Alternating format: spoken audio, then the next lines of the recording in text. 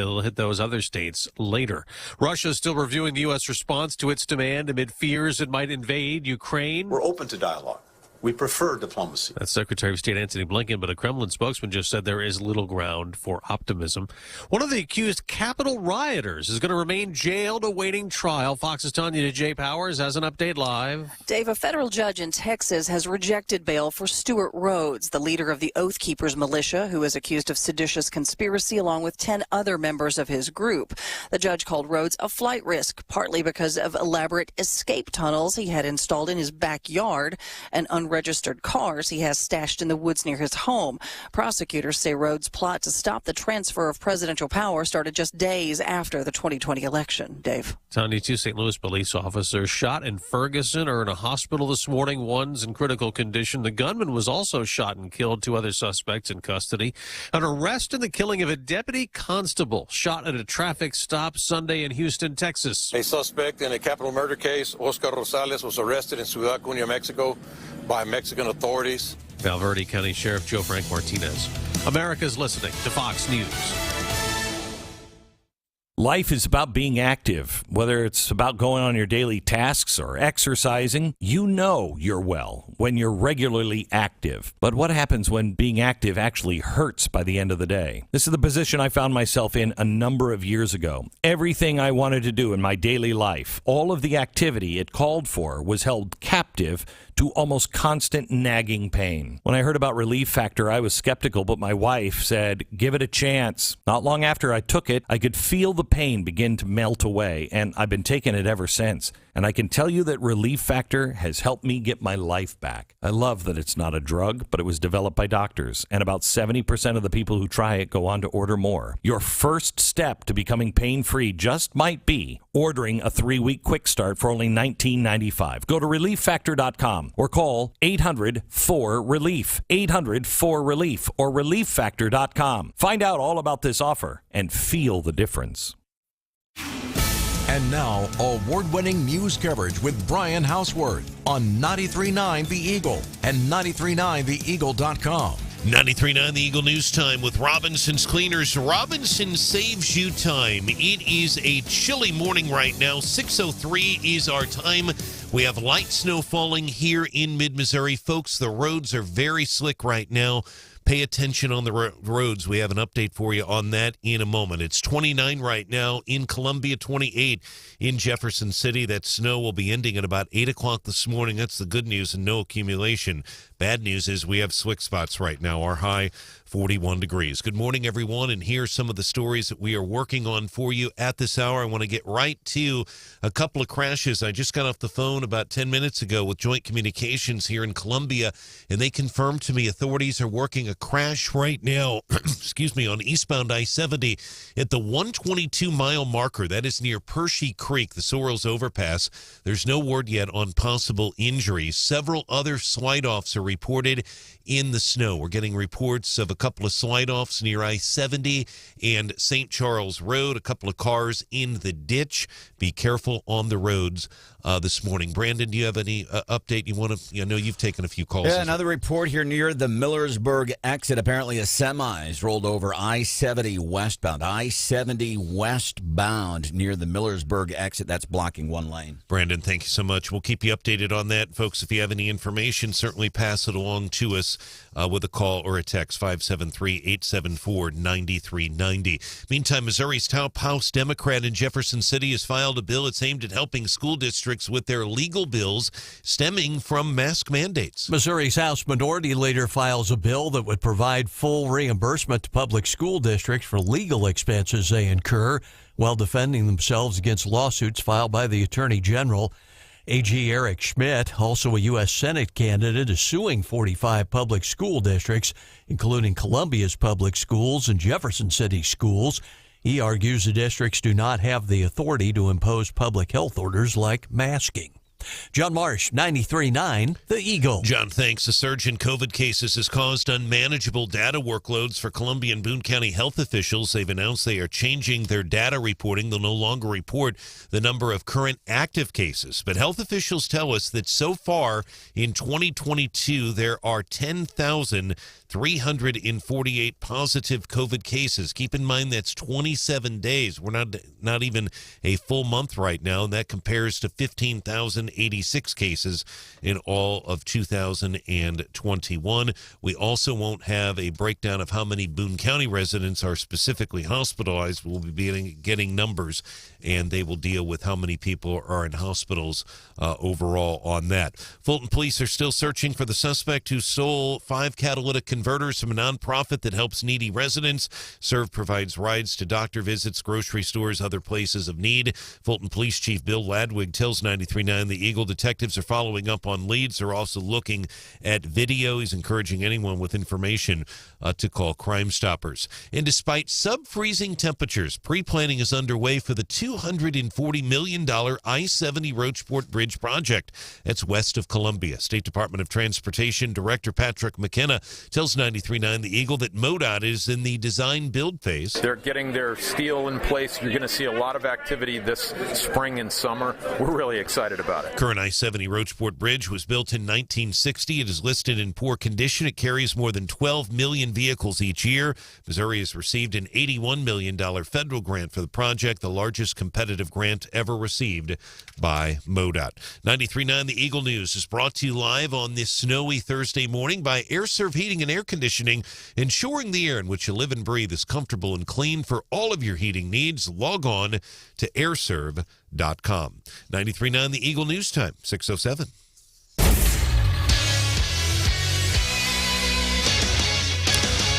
Turning our attention now to sports, we'll talk about college hoops right now. The Mizzou women's hoops team is traveling to Starkville, Mississippi tonight to take on Mississippi State.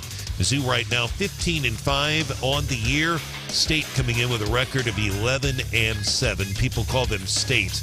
That's how they're known primarily in the South. When you say State, it's Mississippi State. Tip-off set for 5:30 this evening on Zimmer Station, KTGR, which is FM 100.5. Brad Trinago will be on the microphone tonight. His pregame coverage beginning at 5:15.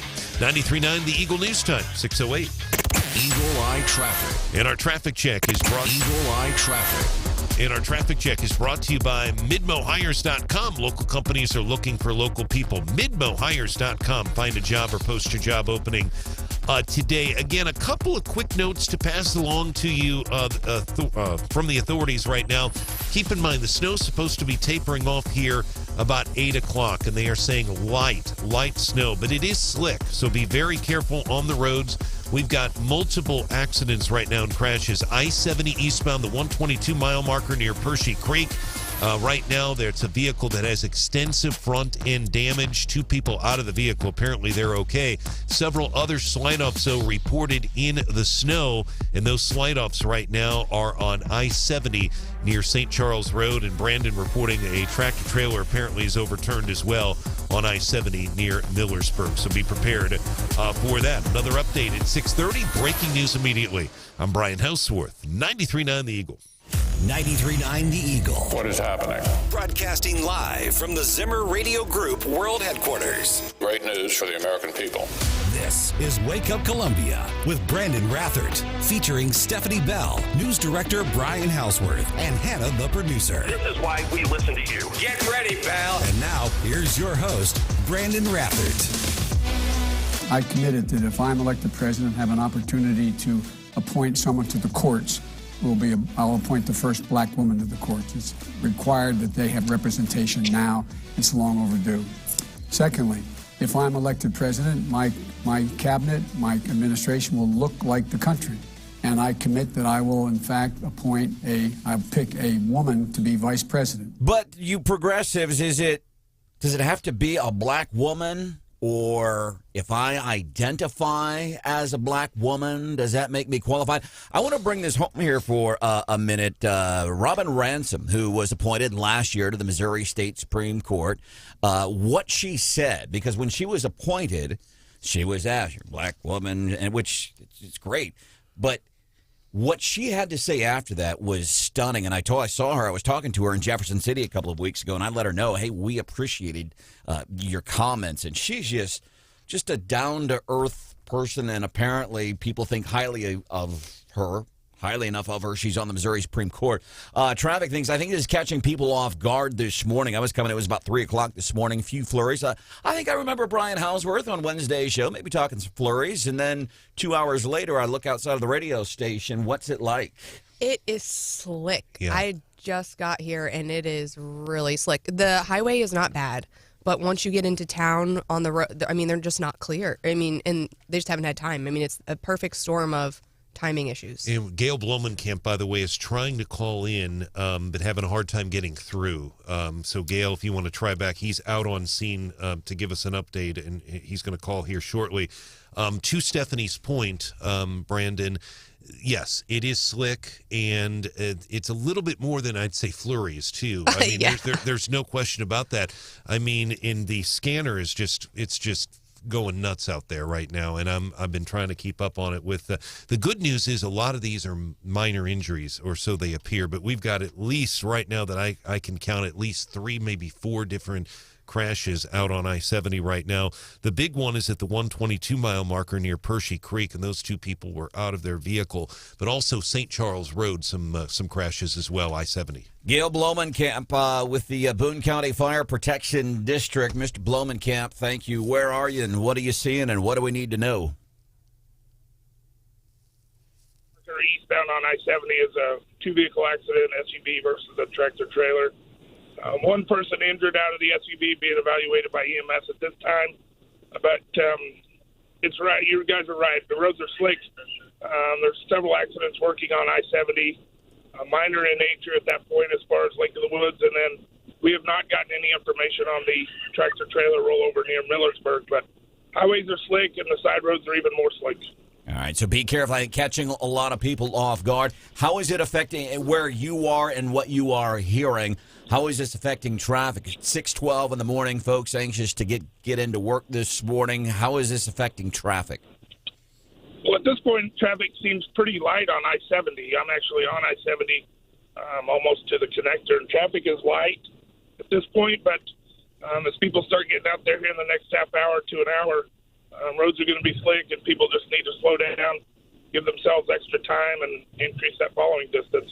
All right, Gail, if there's anything, obviously, we are here for you. Anything you need from us so that we can be of service to the community, let us know, 874-9390. Thank you so much. So there are some things so I think it's catching people off guard. They're not thinking, I should give myself an extra 10 minutes or whatever if I've got a 15-minute trip into work. So just kind of a heads up. It is slick. I was mad at Hauswirth this morning. I know you're not a meteorologist. Yeah. You pass along what's been reported to you in flurries. So be careful. It's causing some slick roads this morning, causing accidents and some backups, and we don't want anything to happen to you. No, and that's a great point, and I know you were frustrated because we report what they said. In fact, the National Weather Service this morning is sticking with it that it's not going to accumulate. It'll all be done by 8 o'clock this morning, but it's more than flurries, though. There's no doubt about it. I mean, yes. It's more than flurries, and the only other thing I would add to Stephanie's point is that in some spots it hasn't even been touched. The roads are completely white. Yeah, it's just real slick. That's problematic. Yesterday, Stephen Breyer. So he apparently, remember, there's been a campaign in D.C. and I think they were doing it in New York City for a while. Breyer retire. Joe's in the White House. I think the timing of this is remarkable. You can't help but look at some facts, and here are some facts. Joe is an aging president. Joe, by pretty much every single poll on the planet, he's not doing well. Best polling numbers right now from Fox News polling. He's not doing well. Here's some other facts. MSNBC over the weekend impaneled independent voters that voted for Trump 2016, voted for Biden 2020. They were regretful. CBS went a step further. They impaneled Democrat voters that voted for Joe in 2020 that were incredibly regretful. He is in trouble everywhere, and I don't see a life raft in sight on this. Your reaction? Like, where you think, because sometimes I can go, I start to get like Glenn Beck sometimes in my old age stuff. I start to get conspiracy theory-like, but I believe there's politics at play here. Oh, I think, Yeah, I mean, I think it's the best case scenario for Joe Biden, right? It is. And I think it's not as impactful, as some of the last ones, because essentially it's not going to change the makeup of the court, right? And so we're going to have, a liberal justice probably, replaced by a liberal justice, the court. And so in that way, it's not stunning. And I think because of the campaigns and stuff, we kind of knew it was coming. But I would have to think that, with that there was pressure being, we know there was pressure being put on Breyer, but from all the Democrats facing the midterms, they have nothing. Biden's delivered on no campaign promises. They can't do, they haven't been able to do voting rights legislation. They couldn't do Build Back Better. And then they've had a couple of, world stage failures on top of not being able to have any campaign promises. And so this is something that from Biden's perspective, he has a little bit more control over, although he still has to go to this, he still has to get a confirmation. But I think he is desperate for something, that they can say during the midterms that I delivered. We'll cover a little bit more of this in the Daily DC Rundown with Stephanie Bell at 6:25. Dr. Terry Smith, professor of political science at Columbia College. He'll have some of his insight coming up at 7:10. So obviously the thing is, I'm going to appoint a black woman, which is great, and we can play that game. Well, imagine, let's say, if George W. Bush back in the day said, I'm going to appoint an old white guy to be on the Supreme Court, I'm not going to play that game, but I will say this. Remember, the person who is going to be appointing the next Supreme Court Justice of the United States is this dude. I committed that if I'm elected president. Well, we've got that. Here's the one I'm looking for. But I might point out, when I went to Dearborn driving that, was up there. I don't know, man.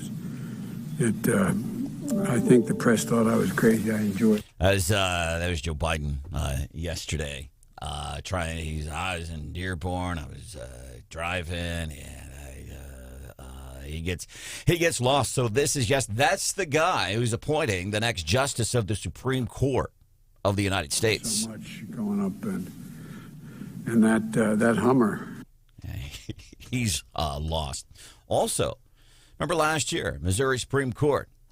Justice Robin Ransom was appointed, and obviously in the press, people asked, well, you're black, female, and all this, and her response, and if you ever have the opportunity to meet her, she's not caught up in that stuff. I'd also like to say that I have never lived by a label or by any identity that anyone's tried to put upon me. When I look in the mirror, I've always been Robin. And I've always lived my life to be kind to everyone and to be the best person that I can be. And I bring those same attributes to being on this court. Sometimes, we talk about the simplicity of kids and how sometimes as adults we can make things too simple. I'm reminded when I was back in Idaho in November, Thanksgiving, and I was babysitting the grandkids. My son and his wife went out for a night out, and Harper Lee, 4-year-old Harper, her hamster died, and I'm freaking out because I got to explain death to a 4-year-old, and mom and dad aren't there, and I don't want to overstep my bounds, but I want to be helpful. And she's asking me, well, Grandpa, Branden, what's going on? And I said, hamsters, he's going up to heaven. And she looked at me and she said, well, Grandpa Branden, what does Jesus want with a dead hamster? It's that simple sometimes. And Supreme Court Justice Robin Ransom made it that simple. I'm just Robin. Just be nice to people. Again, Dr. Terry Smith, professor of political science at Columbia College. He's going to be here at 7:10. Coming up, let's see, Doug, 874-9390. If an employee is chosen only from a pool of black women, how is this not racist and misogynistic? Doug, I hear you. And again, we can go back to the argument. Well, what if W. Bush, Trump, whoever said, well, we're going to appoint an old white guy. You know how that would go over, and it's an argument. We would be the jackasses chasing our own tails, like we're seeing a lot of the progressives doing right now. Boone County is changing the way they report numbers. To me, this is proof They're tired of dealing with this COVID BS, too. They don't care. They know people don't care. They know they're tired of it. I think they're politely trying to back off of this. Well, I think they just are like, everyone got it, right? We're done. Like, everybody get the sniffles, a little fever. Were you uncomfortable for a few days? I at this point, you might be the only person I know that hasn't had it. That I know of. I may have had it and don't know it. I may have had it more than once. But my physical constitution is so superior to everybody else. Because you go to the gym a lot. Oh my God! I go to the gym every month, sometimes every week. Again, I want to go back to you because we're getting more traffic reports. So we're talking about there's a eastbound I-70 right before you come into town. There's an accident between a semi and a couple of SUVs. According to Gail Blomenkamp, it's blocking left-hand lane before Searles overpass. Also, apparently, there's by the Millersburg exit, there is a semi overturn. So if you're getting ready for work and you're watching us on YouTube, which you can do every morning, go to our YouTube channel. Put it up on your smart TV. Let everybody in the house hear what's happening here in town. Search 93.9 The Eagle on YouTube, and you can watch there. We'll keep you updated here on 93.9 The Eagle. Coming up, we're getting ready for the daily DC rundown with Stephanie Bell. What's under the circus tent this morning besides the obvious? Well, let's figure out the names that are already circulating for that replacement spot. All right, we'll do that. Daily DC Rundown with Stephanie Bell coming up about 6:25.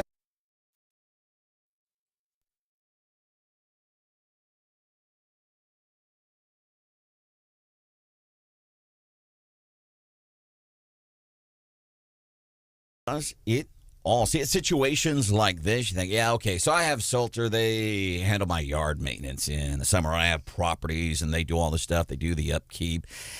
Did you know they also do things like snow removal, and they'll lay down some ice in your parking lot if you own a business? They do that kind of stuff. That's why we say Salter One Call does it all. But what more and more people in mid-Missouri are learning is, like, Salters come out and they might be doing a tree trimming job or leaf removal, and somebody says, hey, while you're here, I've got like some of this stuff. Are you able? Yeah, we'll do that for you.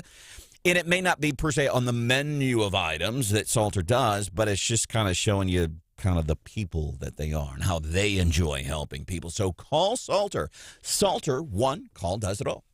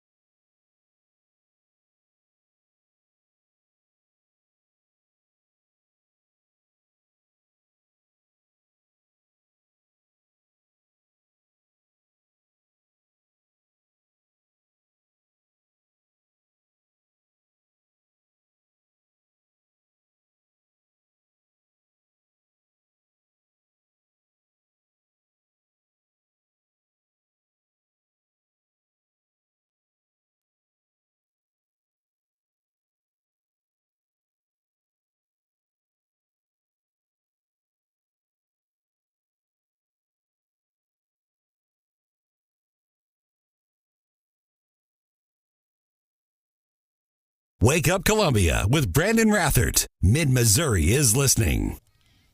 Republicans have demonstrated in recent years that we support faithful constitutionalists, people who do not regard federal court positions as one in which they can legislate, but instead just apply the laws as written. Republican Senator Todd Young, Indiana, talking about who the pick would be for Joe Biden after Stephen Breyer announces, he's announcing officially today he's retiring from the Supreme Court of the United States.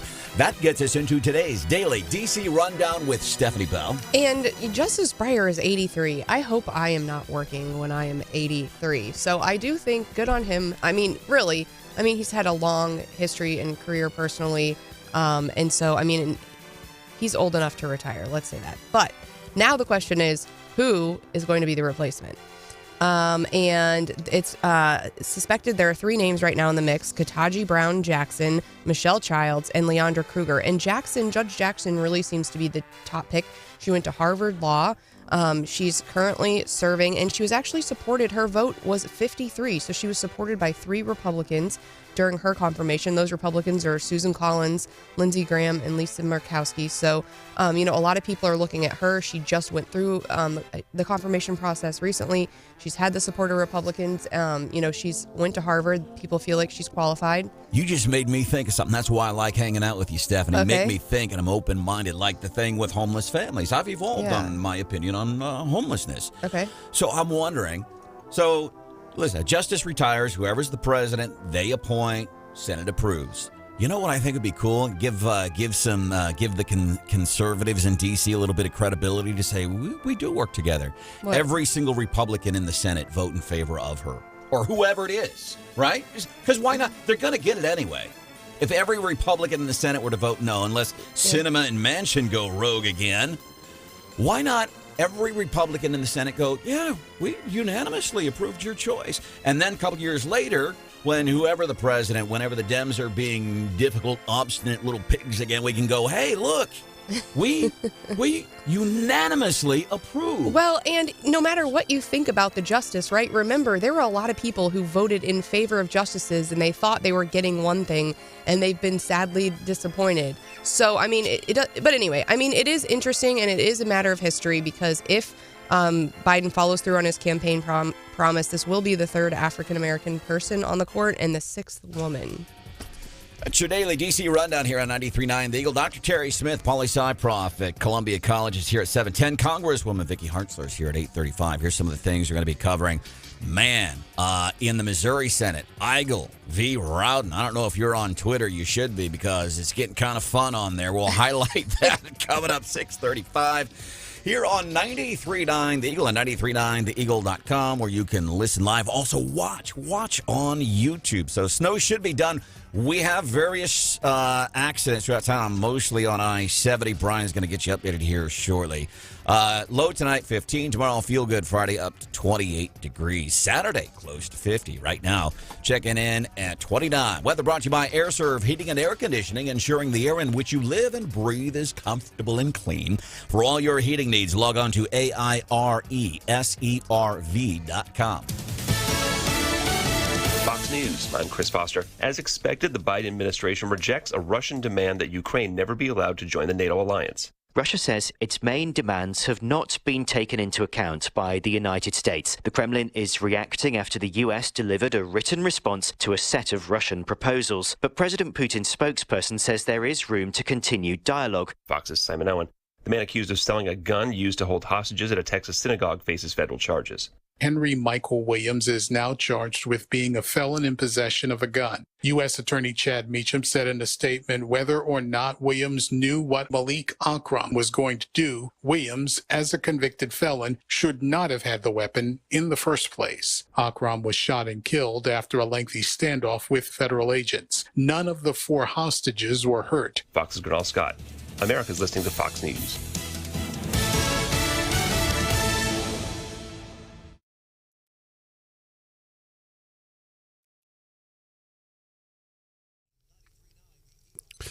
93.9 The Eagle News Time with Robinson's Cleaners. Robinson saves you time. It is 6:31. We have light snow that is falling here in mid-Missouri, and it's 29 degrees. The good news is that snow is starting to taper off a little bit, but roads are slick. More on the roads here in just a moment. 29 right now in Columbia, 28 degrees in Jefferson City. And again, we still have snow in the forecast for at least about another hour or so. Good morning, everyone. Here's some of the stories we are working on for you at this hour. I'm Brian Hauswirth. Light snow is still falling in Columbia and across mid-Missouri. Very few plows have been out salting roads this morning. Boone County Fire District Assistant Chief Gail Blomenkamp spoke to me on the phone just a few moments ago.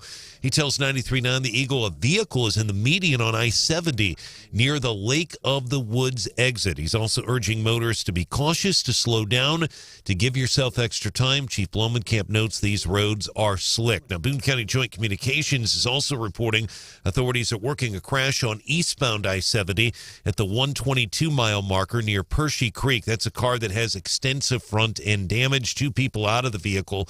We don't have any reports of any serious injuries there.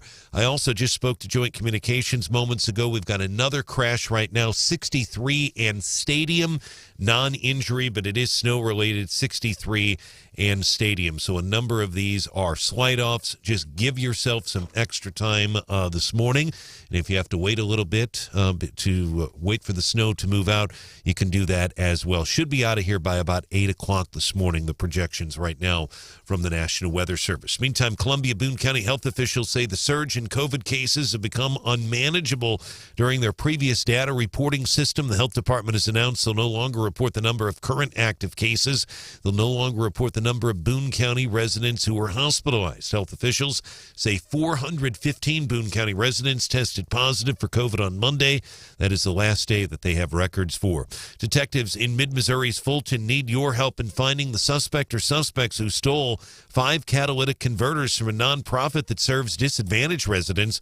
Courtney Harrison of Serve says the organization helps people get to the doctor and to grocery stores. We normally have about 10 buses on the road, 10 to 11 buses on the road at any given time. So taking 5 or 6 buses off our fleet just completely, we had to cancel a lot of trips. We had to cancel a lot of trips and reroute. Harrison tells 93.9 The Eagles Wake Up Columbia that while Serve has turned this into insurance, it will still likely cost them about $6,000. That will impact the number of rides that they can offer. And legislation that would prohibit towns from regulating dogs in a breed-specific manner will be heard here in about an hour and a half at a Missouri House Committee in Jefferson City. The bill is sponsored by Mexico State Representative Kent Hayden. His district includes Audrain County.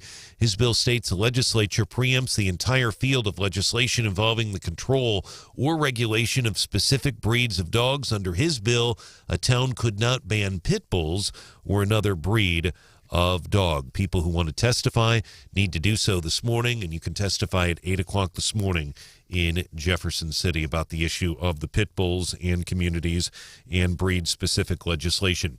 93.9 The Eagle News is brought to you this morning by Mid-America Mortgage. Check out midamericamortgage.us and apply now for a loan on your dream home. 93.9 The Eagle News Time, 6:35.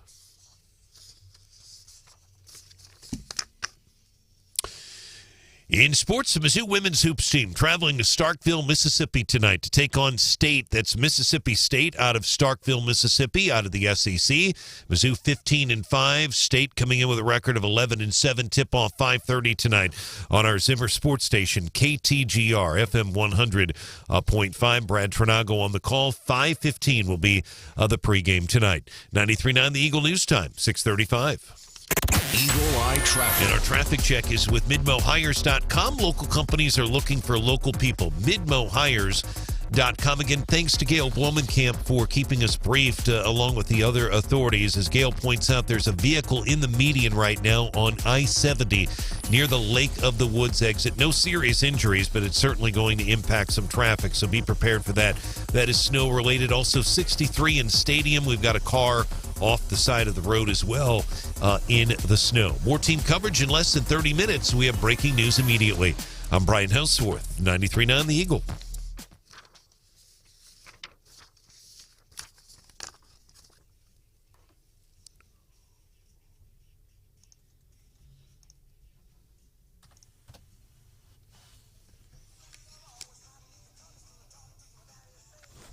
They have discussed moving him to the ICU, and so we are encouraged by that. He stated that by no stretch of the imagination is he out of danger, but they wanted us to know that he was doing better now than he was when we brought him in. That's John Hayden, Commissioner of the St. Louis Metropolitan Police Department, after some officers involved in a shooting.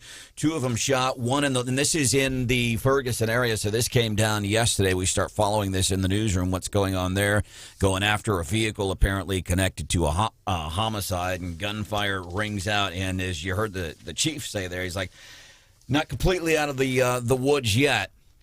So a lot of folks thinking of those, and I want to let you know, coming up this morning, Missouri Fraternal Order of Police, 810, president of the St. Louis City Fraternal Order of Police, he is going to be joining us on the show, talking about a new initiative to increase awareness and support for law enforcement statewide.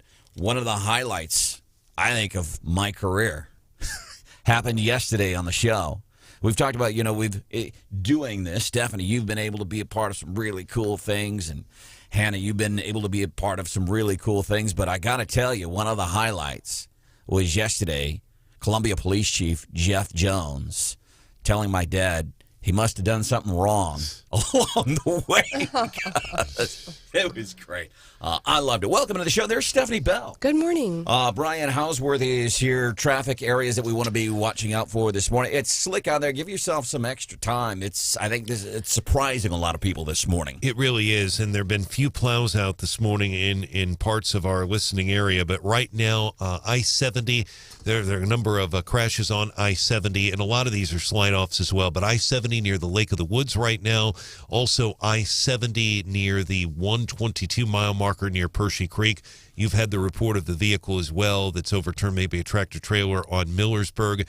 And then 63 and Stadium, that's not an injury, and that's not a serious injury, but it's certainly snow-related as well. I actually have to poke my head out the door to see the snow, but it's still coming down right now. It's tapering off a little bit, but just be very careful if you're out and about. Slide off at 63. And Deer Park. So I want to let you know that for a couple of reasons. Number one, it is slick out there. It's causing folks some problems. And number two, give yourself some extra time. And number three, watch out for those other folks. Hannah, the producer, is here. My name is Branden. Rathert. If there's something we can do for you, 874-9390. Yeah, it's apparently slick in the Fulton area, too. By the way, I'm hopeful. I want to reach out to this Courtney Harrison who came on the show yesterday. I get so mad about this stuff. I'm going to assume they were meth heads, went and stole some of these catalytic converters from these vehicles for this organization. They go and help, and that's the part that bothers me. Somebody steals a catalytic converter off my vehicle. Yeah, I'm going to be kind of upset too, but my car is almost as old as Hannah, so it's not that big of a deal. But when you're talking about an organization here in mid-Missouri that helps people, not just by giving them stuff, but saying, hey, you're trying to do this? Yeah, you got a job? Okay, we can give you rides to your jobs, to the grocery store. Man, I get so mad about that, you know? Yeah, it's sad. It's sad. And they is upwards of $10,000 potentially to replace that. And you can go to the website, serveinc.net, and offer to help. I want to check in with Courtney maybe later this morning and see how they're doing. The update, too, on that, Branden, and I'll have this at 7:03, is I spoke to Bill Ladwig, who's the new chief there in Fulton. He can't give me a lot of details, but they are reviewing video. He's not saying from where. They have not made any arrests yet, but they're reviewing video, and they're really encouraging anyone with information also come forward, and they can remain anonymous. Redistricting. Missouri Senate. We had hopes, man. We had hopes going into this new legislative session that it wouldn't start the way it ended last year. As a man who's covered the Capitol impeccably over the years, probably in my estimation better than just about anybody else that I know that hangs out in Jeff City. Your take on what's happening right now? Basically, there is a front page story in the Post-Dispatch. Senator Bill Eigel with Bob Onder behind him. They're on the front page of the Post-Dispatch. And two big things right now that stick out to me. Number one, the Democrats, as we've said before, the Democrats have clout in that the Republicans are somewhat divided in the Senate. Now, will that continue? I don't know. But Emanuel Cleaver definitely has power in Jefferson City. Never, ever underestimate him. I mean, he's got a lot of power even with Republicans. But clearly there is a battle. I think it's fair to call it. I don't think we're hyping it up. You've got a battle I think this goes back to Denny Hoskins on our show. This time it's Bill Eigel and Bob Onder, but particularly it's Eigel on Twitter that is from Weldon Spring, and he's not happy with the Senate Majority Leader, Caleb Rowden. That's putting it mildly. And Rowden flat out said yesterday, reportedly, on the Senate floor, Onder just wants a chance to run for the Congress in that one county, because what really Onder wants, he wants St. Charles County to have its own congressional seat. It's probably big enough that it could, but I don't know. I don't know that there are enough votes to get that through. So you've got a potential problem right now for the Republicans in that they seem to be battling it out a little bit. And if you're like Branden and you're learning to figure out how to figure out the Twitter, the Twitter has been on fire over this. In fact, yesterday Eigel had said, as part of a tweet, said only Caleb Rowden in the way of sending reinforcements to Congress to oppose Joe Biden. I mean, it is pointed and directed at folks, and I mean, they are in a giant Twitter fight right now. And it doesn't, I don't know how this gets resolved. As a matter of fact, by the way, am I following you on Twitter? I believe What's so. your Twitter handle? Stephanie S. Bell. Stephanie S. Bell. At Stephanie S. Bell. What's yours? At Brian on the Air. Am I following at Brian on the Air? You are. All right. Would you invite other people to follow you? Sure. Stephanie, you want to invite people to follow you on the Twitter? Yeah. Hannah, am I following you on Twitter? I don't know. Well, I don't either. You are. Okay. And how can we find you on Twitter? Producer_Hannah. And I am at Rathert Branden. Now, I noticed the R and the B in Rathert Branden are capitalized. Does it matter if somebody... No. Okay. Thank you. At Rathert Branden, please give us follow. We'd love for you. It's another way for you to be a part of the Wake Up Columbia family. You can be a part of the family by watching on YouTube. You can listen on the app no matter where in the world you are. And, of course, you can listen at 93.9. Another thing, and I want to tell you an interesting story about Bill Eigel here in just a second. And I'm not telling tales out on the schoolyard, I don't think. He did another tweet yesterday, and apparently he's written a letter to Secretary of State Jay Ashcroft. And he's asking for clarification. And I don't know what the rubs are. Are people saying a 6-2 map as opposed to 7-1 because it represents Missouri, or because it's fair, or is it unconstitutional to an extent? I don't know what all the rubs are. It's not an issue of constitutionality with the Cleaver seat. Now, if they were to try to redraw the Cori Bush seat out, there probably could end up in the courts. I'm not saying it won't end up in the courts about Cleaver. If they try to, basically, if they make Cleaver's seat Congressman Cleaver's seat a more rural area, he could be defeated. But if he has a more urban district, he's going to continue to keep that seat. But really, I think the fact that it's a lot of stuff. It's political. It really is this constitutional? So apparently Bill Eigel wrote a letter to Secretary of State Jay Ashcroft, and part of the response, in which Eigel has posted on Twitter, this is the response from Jay Ashcroft. A plain reading of, so this is, I guess, in effect, addressing the constitutionality of a potential 7-1 map. A plain reading of the language would indicate districts must be composed of contiguous territory that are compact and nearly equal in population as may be. I am unaware of any cases in which a congressional redistricting map was held unconstitutional because the population deviation was what? And apparently later last night, the Missouri Times was reporting that there is a compromise map in the works. But it all depends on who, yeah. And they've said that before. It's so hard to say, Stephanie. But we might not know anything about that map until next week. So, Bill, I love whenever here on the show, and we have state lawmakers from out of district. We have great folks that rep us locally. But it's always great to talk to other people from other parts of the state that are sponsoring some kind of legislation or that has a different take on things. Sure. Or, hey, what's happening in north central Missouri? I love doing that. You know how many times Bill Eigel over the years has called us to be on our show? None. Ever. Called Thursday. And again, these are just facts. I'm not poking, prodding. I'm not doing anything like that. Is what I'm telling you is facts. Here's what happened. Bill Eigel's never called to be on the show. Now, he has been on, I think, during the governor's prayer breakfast, and maybe when we did State of the State last week. I can't remember. So we've had dealings with him personally, but never here really on Wake Up Columbia. Right. I've certainly reported on him. Sure. Somebody from his office called last week And where does he rep?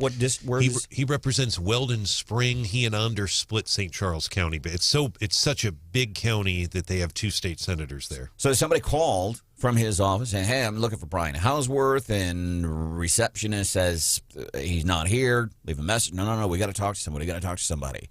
And so finally I said, I'll take the phone call. And they're asking for Brian Hauswirth. He's not here. Leave a message. No, I don't want to leave a message. They're pushing to get some airtime. And I'm like, hold on. So I put them on hold. And I was, okay, I'm just confirming that, I'm aware of the situation. And why all of a sudden you'd want to come here into Caleb Branden, which I'm not opposed to at all. I love having folks on from other parts of the state. So my take is he wanted to come here and pee on Caleb Browden's fire hydrant in his backyard. And again, I was out with COVID, but I'm glad they called. I would say this: it is certainly newsworthy. Whatever he has to say would be newsworthy, just like it'd be newsworthy to have Senator Rowden on as well. But the St. Charles specifically, it'd be news because he is the leader of the Conservative Caucus, one of them, but also the fact that St. Charles County, which is just growing and growing and growing and growing. Just look at O'Fallon and Wentzville. I think you just drive through it and you see it. The fact that they want that to be essentially Steve Ellman, I think, is also pushed for that at times. I think there is certainly news value in that. I don't know what's going to happen, though, because ultimately it's going to have to depend on what happens with the Cleaver seat. Joe, via text, we're talking traffic now. Joe says, just want to let you know, the holdup at Perchie Creek on I-70 has the interstate backed up for at least a couple of miles. Wow. Traffic stopped westbound 70 past exit 144, kind of the same thing. And then we go here to 63, large road sign laying in the road, northbound 63. Discovery exit, and apparently there's a slide-off at 63 in Deer Park. You might be surprised to see it's kind of slick out there this morning. 874-9390, 874-9390. Last night in town, so locally, as we get ready there's a debate today featuring Columbia Public School Board members, featuring Columbia mayoral candidates and some council ward members. It gets underway 4:30 this afternoon. If you want to be a part of this, I have those details coming up for you. And something that happened last night at an introduction/fundraiser for the guy that I would vote for mayor, Randy Minshew in Columbia. What happened there? It's coming up at 6:53 here on 93.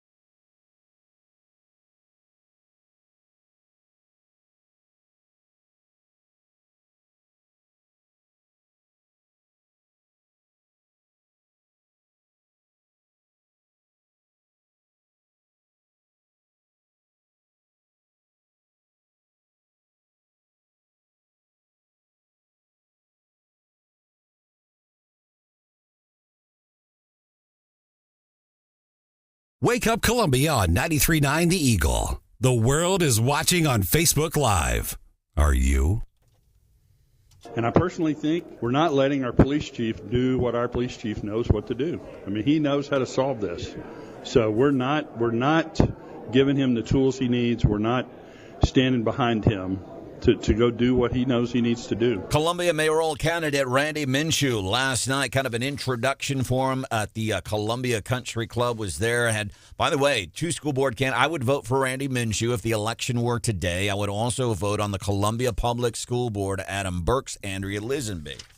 I also know you're pretty intelligent. You're going to do your own homework. There is a debate today sponsored by the Columbia Board of Realtors. And this is starting at 4:30. It's a school board forum. I shouldn't call it a debate. It's a forum.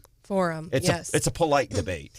Polite debate. It's a polite debate. It's really sad when you can't even say like the word debate anymore. And we're getting there. And then the Columbia Mayoral Forum and then the Columbia City Council Ward Forum. This is going to be at Diversified Management on Tiger Lane, Diversified Management. So the first one, the School Board Forum, and there's technically 4 candidates. One of them is an incumbent. If you can, get onto the Columbia Public School District website. You can look at voting meeting minutes. You can look at voting records. And it's interesting. I was talking to somebody about this last night. You look at the voting records, and the incumbent, Blake Willoughby, apparently he was all about, shut the kids out, wear a mask, do this. But apparently his votes have been evolving. No, I don't know if it's because he's realizing parents are getting fed up. So I don't know if he's doing that. Or maybe he, too, is a progressive that's fed up with what's happening with the schools. He's got an education and background. He serves on a school board, so that should be the concern. But obviously we've seen students have not been It's, how are we going to keep these teachers safe? Stephanie, I'm not kidding you. While I was going, I had a guy texting, well, what about the teachers? And I get it. But to me, all this concern is so misguided. Well, what about the teachers? Yeah, I have family members who are in healthcare, who are in retail, who have had to show up every day from the very, very beginning to make sure that we have groceries, to make sure that we have healthcare. Teachers aren't the only ones here who we're all worried about being safe. And yeah, there are some of us who do have the luxury of, being able to work remotely. That's true. But there are lots of other people besides teachers who don't, and who we've had to rely on to be on the front lines this whole time, who can't just who don't have a big lobby group to help them just say, well, we're just going to close. A lot of people don't have that option. Peter Franzen from the Children's Education Alliance of Missouri is here at 7:35. If you're a parent, grandparent, I hope you check this out. That's coming up at 7:35. And by the way, we say teachers. My sister's a teacher. Yeah, it's not. I love teachers. It's not a wholesale condemnation. You talk to teachers that are afraid to say anything because of these powerful lobbies and this mindset in these public schools. Coming up 7:10, poli-sci Prof. Terry Smith talking Justice Breyer.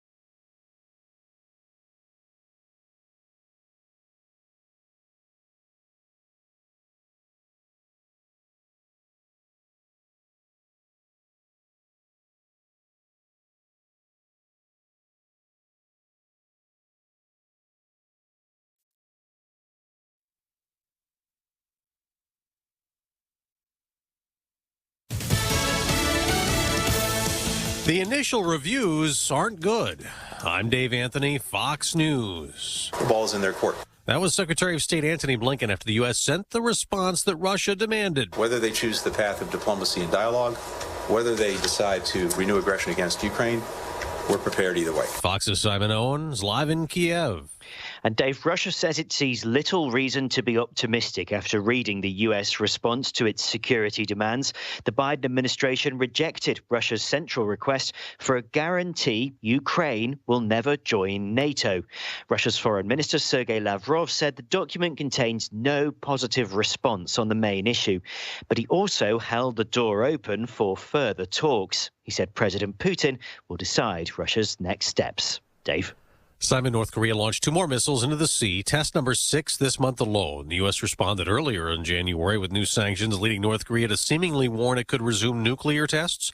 At the White House today, Supreme Court Justice Stephen Breyer is expected to confirm his retirement as President Biden considers who should replace him. The White House confirms that the president will follow through in his campaign pledge to only consider black women for the seat. And there are a number of names already circulating, especially 2 at the very top there, Federal Appeals Court Judge Ketanji Brown Jackson and California Supreme Court Justice Leandra Kruger. Fox's Doug Luzader. A Biden vaccine mandate, Supreme Court upheld as legal, takes effect today for healthcare workers at facilities that get federal funding. In the states that didn't challenge the mandate, other states come later. However, a facility won't be subject to enforcement if at least 80% of staff have either been vaccinated or have an exemption, and the facility has a plan to reach 100% vaccination within 60 days. Fox's Jessica Rosenthal. The U.S. military has kicked out 23 more service members for refusing to get the order to get a COVID vaccine. They were in the Navy.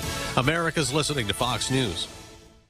If you're living with aches and pains, especially if they're frequent and nagging and relentless, I want you to take a moment and think back to the last time you really felt good. Can you even remember what it felt like? Now, here's even a more important question. What would you give to go back to feeling like that again? Maybe it would just be nice to take a stroll with your loved one or play with your grandchildren. I've suffered from persistent, crippling pain almost all the time for about 5 years. When I started taking Relief Factor, I took it because my wife made me start taking it. I didn't think it would work for me. Yet here I am today, virtually pain-free, doing the things I love to do, all thanks to my wonderful wife and Relief Factor. I love that it's not a drug, but it was developed by doctors, and about 70% of the people who try it go on to order more. Are you part of that 70% that can get your life back? Your first step to becoming pain-free just might be to order the 3-week quick start for only $19.95. Go to ReliefFactor.com or call 800-4RELIEF. Find out more about this offer. Feel the difference. ReliefFactor.com.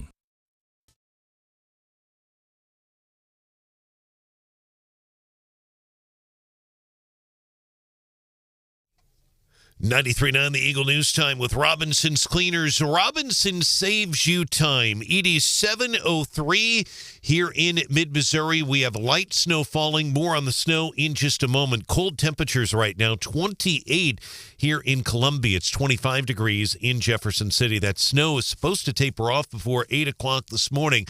Obviously, it's been more than just a few flurries. Our high today around 41 degrees. Decreasing clouds tonight with a low near 15. The outlook for tomorrow, sunshine, in our high around 28 degrees. Good morning, everyone, and here's some of the stories that we are working on for you at this hour. Let's get you up to date quickly right now on the road conditions. I just got off the phone just seconds ago with Boone County Fire Protection District Assistant Chief Gail Blomenkamp. And in Gail's words here, folks, he says that from county line to county line, I-70, from county line to county line, there are slide-offs, his words, everywhere. And I can verify that. The scanner is literally going crazy in the newsroom. It is just nonstop. Also, 63 near Deer Park. Gail Blomenkamp is reporting a number of vehicles off the road there. We've had a number of calls, people calling into Hannah that are reporting that as well. Multiple. We've lost count of how many cars are off to the side of the road there, so be careful there. We've still got the situation on I-70 at the 122-mile marker near Pershey Creek. That was a vehicle that has extensive front-end damage. They're trying to work. There's no serious injuries there.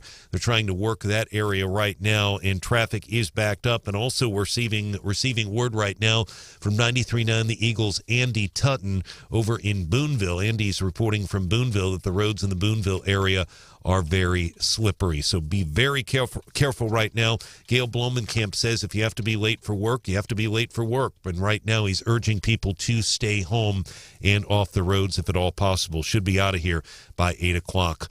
This morning. We'll keep you up to date, and I've got an updated story on our website as well, 939theeagle.com. Meantime, Missouri's House top Democrat in Jefferson City has filed a bill. It's aimed at helping school districts with their legal bills stemming from mask mandates. Missouri's House Minority Leader files a bill that would provide full reimbursement to public school districts for legal expenses they incur while defending themselves against lawsuits filed by the Attorney General. AG Eric Schmidt, also a U.S. Senate candidate, is suing 45 public school districts, including Columbia's public schools and Jefferson City schools. He argues the districts do not have the authority to impose public health orders like masking. John Marsh, 93.9 The Eagle. John, thanks. The surge in COVID cases has caused unmanageable workloads for the health officials at Columbia Boone County Health Department. They have announced that they are changing their data reporting effective today. They're no longer going to be able to report the current number of active cases, current active cases. However, we do have these numbers so far. 27 days in 2022, there have already been 10,348 positive COVID cases in Boone County. In all of 2021, 15,086. We're already at 68% of where we were in all of 2021. They also will not be breaking down the hospitalization rate in terms of how many people are in the hospitals from Boone County and other counties as well. We'll get an overall number due to the workload issues that they're facing. Fulton police are still searching for the suspects who stole 5 catalytic converters from a nonprofit that helps the needy. Serve provides rides to doctor visits, grocery stores, other places of need. Serve's Courtney Harrison says they've turned it into insurance. It's still going to cost them thousands. So we're looking around $6,000. They're approximately $1,200 labor and parts to get a new converter put back on. So we're looking at $6,000 total.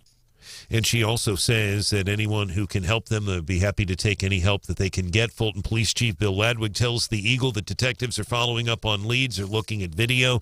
He encourages anyone with information to call Crime Stoppers. And despite sub-freezing temperatures, pre-planning is underway for the $240 million I-70 Roachport Bridge, that project west of Columbia. MoDOT's Patrick McKenna telling the Eagle that MoDOT is currently in the design build phase. 93.9 The Eagle News is brought to you this morning by the Candy Factory. They're in downtown Columbia. You deserve a January celebration, anniversary, birthday, any day. TheCandyFactoryOnline.com. 93.9 The Eagle News Time, 7:07.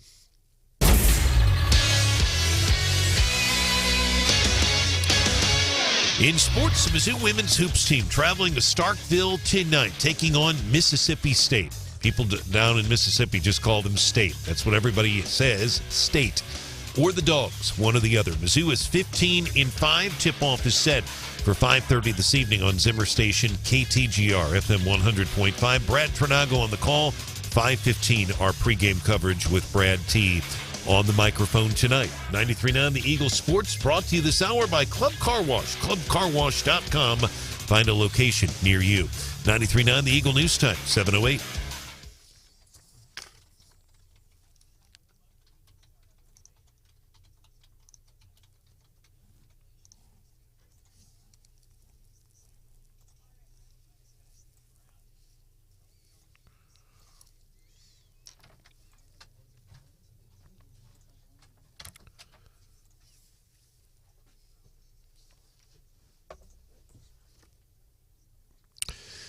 All right, Kevin, thank you. 28 degrees, and our weather is brought to you by Club Car Wash, clubcarwash.com.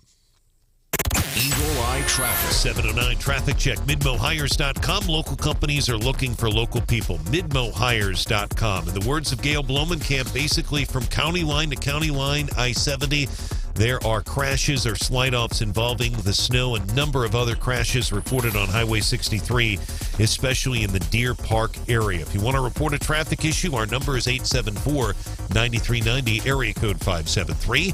More team coverage in less than 30 minutes. We have breaking news immediately. I'm Brian Hauswirth, 93.9 The Eagle.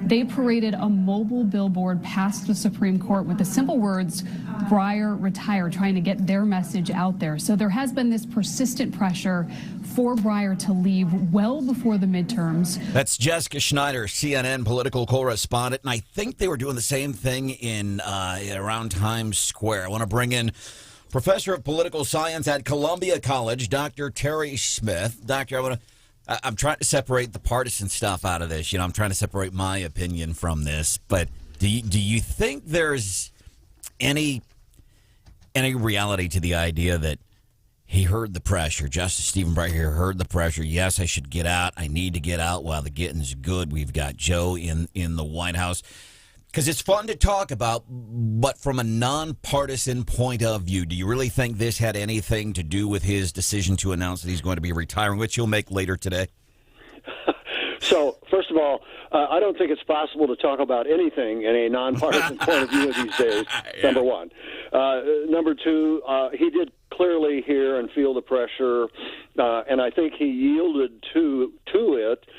He could have, stayed on, but Ruth Bader Ginsburg is the cautionary tale, and he said, "I will step down and allow President Biden to name a replacement," which, as we know, is not going to change the makeup of the court.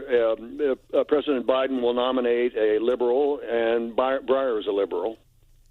Well, do you think, because if we go back to the Trump presidency, right, he had put out a list of names and said, if elected, I will, appoint from this list. And obviously, I think there ended up being 4 total lists. And then, we get this promise from Biden. Do you think that promise was in response to, the kind of the list that Trump's set out and kind of that precedent? And do you think going forward, then, presidential candidates are going to feel the pressure to say, this is what I'm going to do about the Supreme Court if it comes up? The answer to your last question is probably, and it's especially important, I think, for Democrats because they have a base that they have to appeal to. He did say, "I will nominate a black female." He's going to be held to that, but I think that, it is a. I think it's an expectation. It's odd. It's interesting. You would think you would want the best judge available, irrespective of anything, but those aren't our days. He said black female. There are some very interesting and certainly qualified people currently serving either at the federal or state level.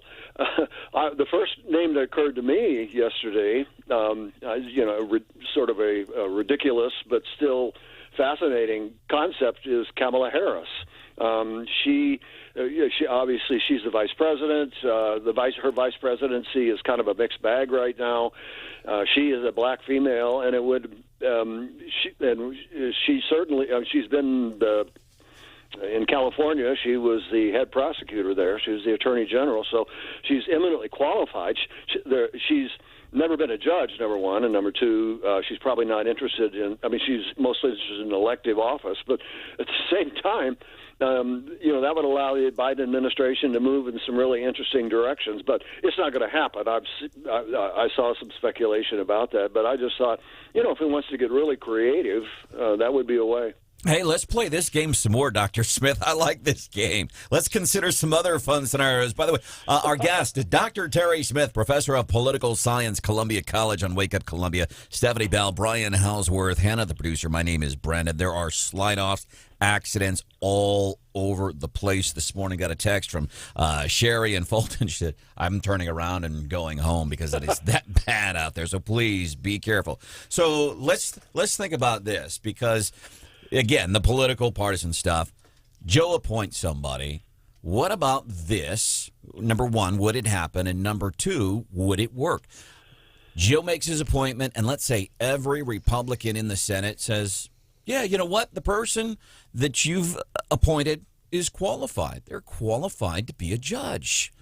And what if every single Republican in the Senate voted to confirm Does that give them a little bit of equity in their back pocket where later they can say, listen, we've been working together. Look, we unanimously, the Republicans in the Senate unanimously approved, not that you needed the vote, but we're going to vote to approve anyway because whoever it is, they're going to get the approval anyway. Would that give some equity to the Republicans in the Senate? Silly boy. See, I told you this game is fun. It's interesting. I think they'll get affirmed, whoever it is, confirmed, because Democrats have a record of, even Sinema and Manchin have a record of voting for these for nominees. Now, you can be sure that it's going to be a so-called safe nomination. This person's going to be vetted out the wazoo to make sure that there's nothing in a closet anywhere, because they don't want they want to put this out there and get it done. But there's quite a bit of bipartisan stuff going on, actually. The defense budget was approved overwhelmingly. Most Republicans voted for it. There's some other bills that they're looking at. I think some rein in high tech. There's several Republicans interested in it. The bipartisanship happens from time to time, only when it's in the policy self-interest of the Republican Party. There may be one or two who vote for, maybe even more, but that is not a statement. Even if it were 100-0, Republicans would say, okay, and now what's next? Well, you said they were going to be vetted. Do you think they're going to ask them if the candidates like beer? Is that going to be one of the questions? Well, I didn't. What was the question again? Sorry. Do you think they're going to ask the candidates if they like beer? If they like beer? Yeah, because Kavanaugh, isn't that what he ended up saying? Why not? They ask him everything else. What was it, Senator John Kennedy asking Amy Coney Barrett, do you like little warm puppy breath? Things like that. Yes. Dr. Terry Smith, you brought up Sinema and Manchin, and that was going to get into the second part of my question. Any chance they go rogue on this vote just because? Well, everything I'm seeing says no.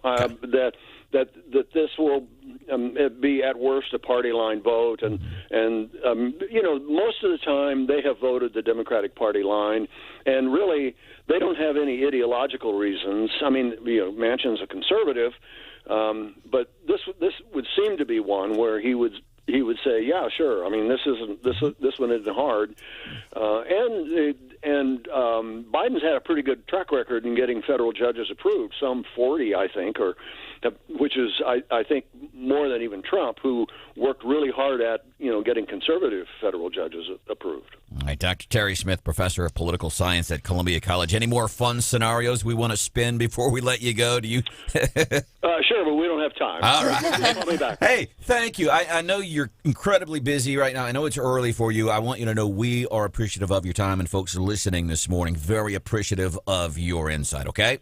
Happy to do so. I look forward to the next time. All right, man. Let's do it. Last week, this week? The political world was abuzz with Joe Biden's calling Pete Ducey. He didn't just call him an SOB. It was a stupid SOB. And I think that's what a lot of the real hardcore folks. Well, it's not just a SOB. Call him a stupid SOB. Trump is playing golf. Mike around. He got caught on Mike. But recently? Just I think yesterday. I feel like that's very different. He is on the golf course, and he is not the current president. And he's not in a press conference. Yeah, not the same thing. No, yeah, you're right. And I don't think anybody's trying to say it is the same thing. But Trump was caught on Hot Mike. You want to hear what he said? Yeah. Let's do that right before we get into What's Hot with Hannah here on 93.9 The Eagle and 93.9theeagle.com. Somebody said, didn't Martin Luther King, with this, listen, just Joe Biden appointing a black female. Yeah, we know. You can make all those arguments. What if Trump had said, I'm appointing an old white dude or doing whatever. But didn't Didn't Martin Luther King settle this years ago? It's not the color of the skin, it's the content of the character. I have much respect for Judge Robin Ransom. She's last year appointed to the Missouri Supreme Court, and she's black, and I love Presser. Somebody asked about it. And I don't even know if anybody asked her about it as much as she just offered because she knew what was going to be said. I'd also like to say that I have never lived by a label or by any identity that anyone's tried to put upon me. When I look in the mirror, I've always been Robin. And I've always lived my life to be kind to everyone and to be the best person that I can be. And I bring those same attributes to being on this court. Spoke with her a couple of weeks ago in Jefferson City, and she's just down to earth. And I told her, I said, we appreciated that you said that. Yeah, and I mean, I think the fact that Joe came out and said that in the front, it could lead to the argument that it discounts the position. You know, Parsons said he's going to pick the best candidate. He picked Judge Ransom. She is qualified.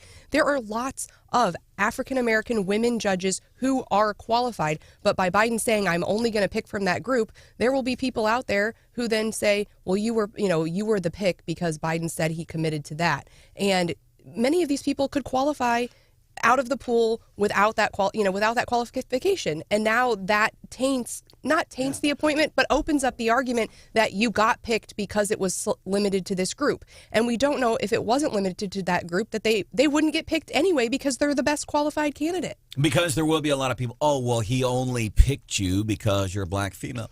No, also because you're very good and very fair. Because you're the most qualified. And it sounds like generally from what we know of all the people that, could possibly be picked, that, Judge Brown Jackson, right, is very qualified, right? So, it's quite likely that she is the most qualified candidate. But I think people are going to be, there's going to be an argument out there that there was a limited pool. And I don't think she deserves that. The big story, really how it affects us, nothing different that Joe says, I'll pick a black woman because it's a president. You have a liberal justice retiring. The president, who is also a liberal progressive, he's going to appoint that. So really nothing different anyway. Wouldn't change the makeup of the court. What's hot with Hannah today? McDonald's has released their secret menu items that you can order. Oh, like at CC City Broiler. They have a secret menu, too. Maybe not the same thing, Probably but not maybe in the same scope. What's hot with Hannah?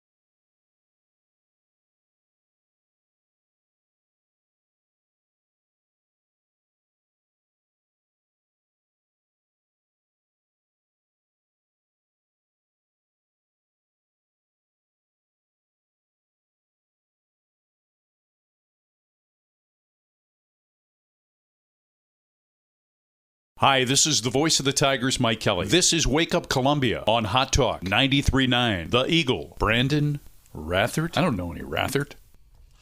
Hey, there's a lot of slide-offs, a lot of slowdowns. Be aware it's taking folks a long time to get into work. Hopefully things start to simmer down a little bit. Welcome into the show. This is Wake Up Columbia. Trump, hot, Mike, on a golf course. So he's got some folks around him, and somebody's now it's kind of hard to hear because, the microphone wasn't in his face. Didn't know the microphone was there, but somebody's introducing him. He makes a nice shot or something. He says, how about that? Nice shot from the 45th president of the United States. Listen to what Trump says. 45th president of the United States. 45th and 47th. 47th.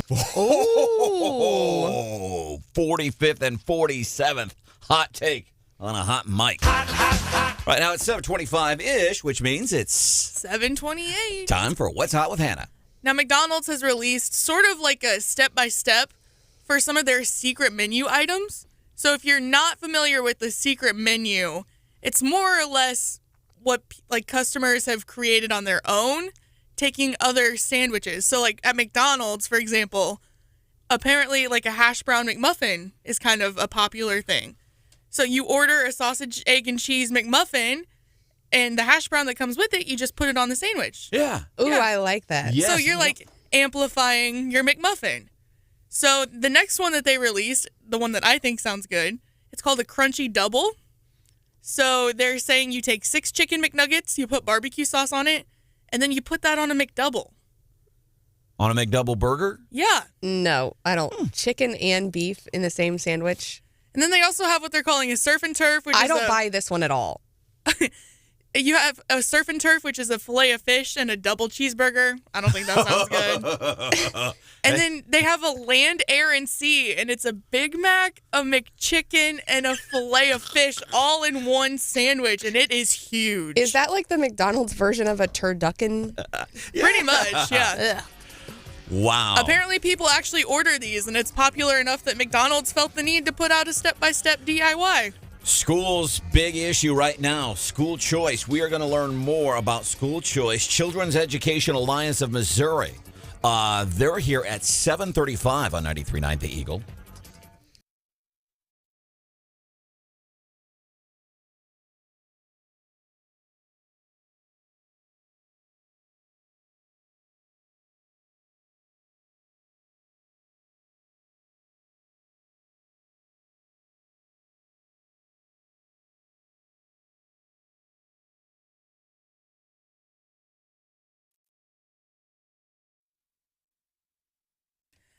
That check of weather brought to you by AirServe Heating and Air Conditioning, ensuring the air in which you live and breathe is comfortable and clean. For all your heating needs, log on to AIRESERV.com.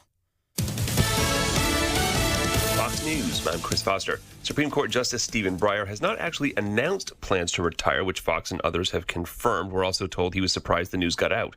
It's not clear how this leak happened yesterday, but Breyer has been under enormous pressure from Democrats to step down to ensure a liberal replacement. The White House confirms that the president will follow through in his campaign pledge to only consider black women for the seat. Fox's Doug Luzader. There's a winter storm watch up for the Mid-Atlantic and Northeast. A nor'easter this weekend rides up the East Coast. Computer models still in disagreement on how much of an impact the storm will have. Winter weather advisories are posted from the Carolinas up into New England. I'm Gianna Steen, Fox News. The South Korean military reports the North Koreans have conducted their 6th missile test this month, launching 2 more into the sea. America's listening to Fox News.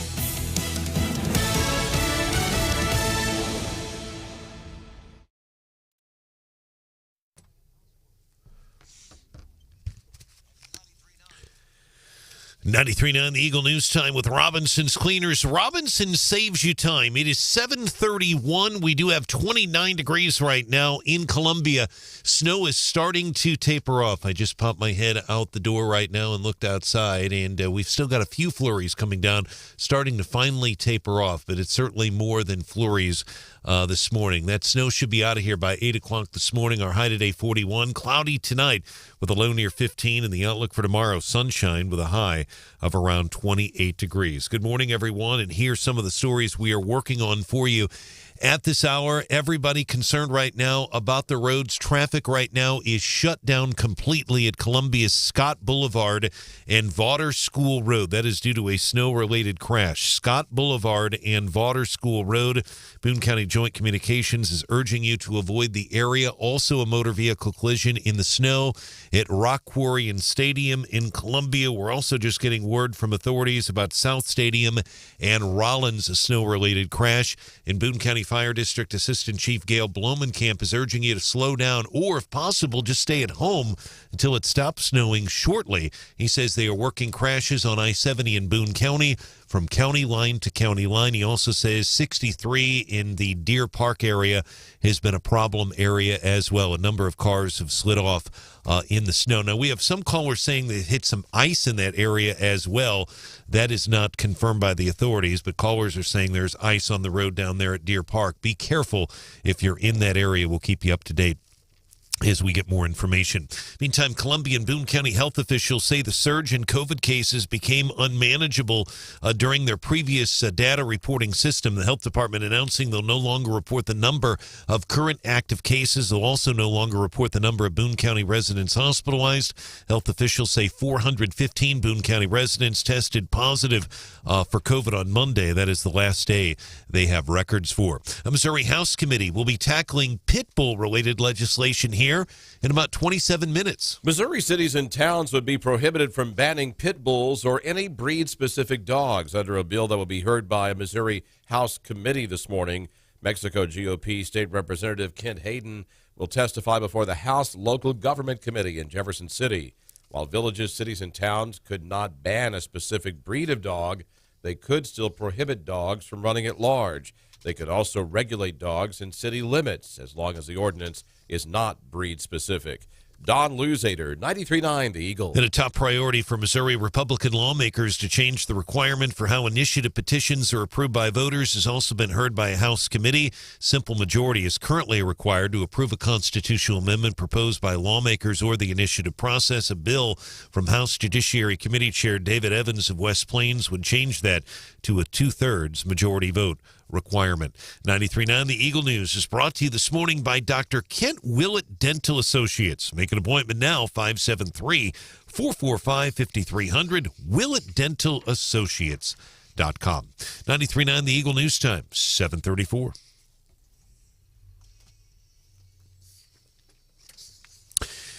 In sports, Mizzou women's hoops team traveling to Starkville, Mississippi tonight. They'll take on Mississippi State. The Dogs coming in with a record of 11-7. Mizzou 15-5. Tip-off 5:30 this evening. Zimmer Station, KTGR, which is FM 100.5. Brad Trinago will be on the call for you this evening. Our sports is also brought to you today by Woods Basement Systems. Call 388-9326 for a free estimate. 93.9 The Eagle News Time, 7:35. Eagle Eye Traffic. And our traffic check with MidmoHires.com. Local companies looking for local people. MidmoHires.com to find a job or post your job opening today. I probably would need, folks, 15 minutes to literally read off every crash that we're working right now and reporting on. But just a couple of very quick highlights. Scott Boulevard in Vaughter School Road right now completely closed due to a snow-related crash. And then Gail Blomenkamp of the Boone County Fire District is reporting they are working crashes on I-70 in Boone County from county line to county line. Slow down. Give yourself extra time. Chief Blomenkamp actually encourages people to stay home until it stops snowing here shortly. If you want to report a traffic issue, call or text us 573-874-9390. More team coverage in less than 30 minutes and breaking news immediately. I'm Brian Hauswirth, 93.9 The Eagle.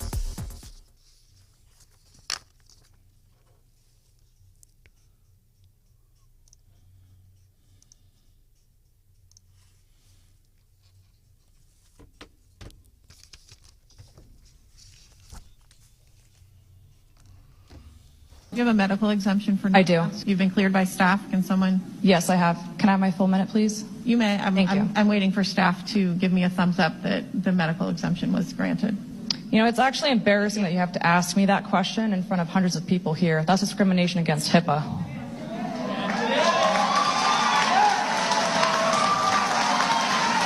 It is. I can't ask you if you're gay. I can't ask you if you have herpes. You can't ask me about my medical exemption. I can't ask you if you're pregnant. You can't ask me that question. She went dark there, by the way. Man, that is a school teacher, Fairfax County, Virginia, going up before the school board. And so they get past that nonsense where the school board wants you. See, they're doing what they can, and this happens here in mid-Missouri, too. They're making it difficult for you to even get up and talk in meetings in front of elected folks that were elected into office. They're making it difficult to do that. They're making it's so difficult. Look at the Columbia Public School District website. I'm serious. And I don't want to throw Brian Hauswirth here under the bus, but we, as a point of fact, we have had conversations. It can be hard to navigate. And, well, you know what you're doing. The parents that, as a matter of fact, one of the school board candidates that ran last year unsuccessfully was the one that turned me on to this. Like, it's stunning trying to muddle through that crap. Yeah, it is. There's no doubt about it. I will say this, Michelle Baumstark has had to help me find, because I wasn't sure on the school board, and I do this for a living, on the school board, where they've changed their packets, if you will, for school boards, but you actually have to click on school board. Once I was able to find it, it's hard. But yes, it's not easy, especially if you're looking for something very specific. And it seems that communications, we had somebody else in the communications industry, and I'm talking specifically now about the Columbia Public School District, review a series of communications. And the consensus was from these other members that are in the communications business and make far more money than I do at it, said, yeah, they're making it difficult. They are absolutely making it difficult. So it's not just parents complaining. It's people that do this for a living and know what they're doing. They're saying, yeah, that's crazy. I do want to bring in Peter Franzen. He is with the Children's Education Alliance of Missouri. Going to be talking about school choice. And Peter, I'm guessing you've heard this. We've heard all of the horror stories. You know what's happening here locally in our schools. I mean, none of this, I'm guessing, is a surprise to you. What's the solution, sir? Right. Well, no, you're right. It's no surprise. I mean, the tent that holds all the people who are looking for some kind of option for their kids is a big tent, and there's a lot of people with a lot of different reasons for why the school that their kid is assigned to, it just isn't working for them. And that's why our organization, SEAM, has been, that's what we call it, Children's Education Alliance of Missouri. We just call it SEAM, has for the last 15 years been working with Missouri families, and in particular, parents and teachers and school leaders, and helping them amplify their voice and train them as advocates to talk about the issues, and really, most importantly, be able to tell their story, because that's often, the piece that is missing at the policy-making level in Jefferson City is helping parents and others connect with legislators so that they can really get a clear understanding of what's going on at the family level. Peter Franzen, SEAM, Children's Education Alliance of Missouri. You said telling their story. Are you talking about like parents being able, short of going to the school board and posting stuff on Facebook, parents telling their stories to legislatures? That's what you're talking about? Well, that's right, because, a lot of the parents that we work with certainly are involved at their local school board level, and we, encourage folks. I mean, our organization really wants parents to find what's the right fit for them. For some people, that's their traditional public school. For other people, it might be charter schools, it might be homeschooling, it might be virtual education. I mean, none of those are going to work for every child, and that's why our organization is saying, let's have parents have some options about that so that they can find a setting that, works for their kid. And most recently, in the last legislative session in 2021, we were able to help pass a really meaningful choice program that's going to give more families more options, including, paying tuition at a private school or assistance with their homeschooling expenses. So it's a pretty broad law. And it's an important, first step. It's not the end. It's the beginning of what we're working on. Peter Franzen, Children's Education Alliance of Missouri, helping out local parents, I think, this morning on 93.9 The Eagle. It's Wake Up Columbia. Stephanie Bell, Brian Hauswirth, Hannah, the producer. There's traffic issues everywhere.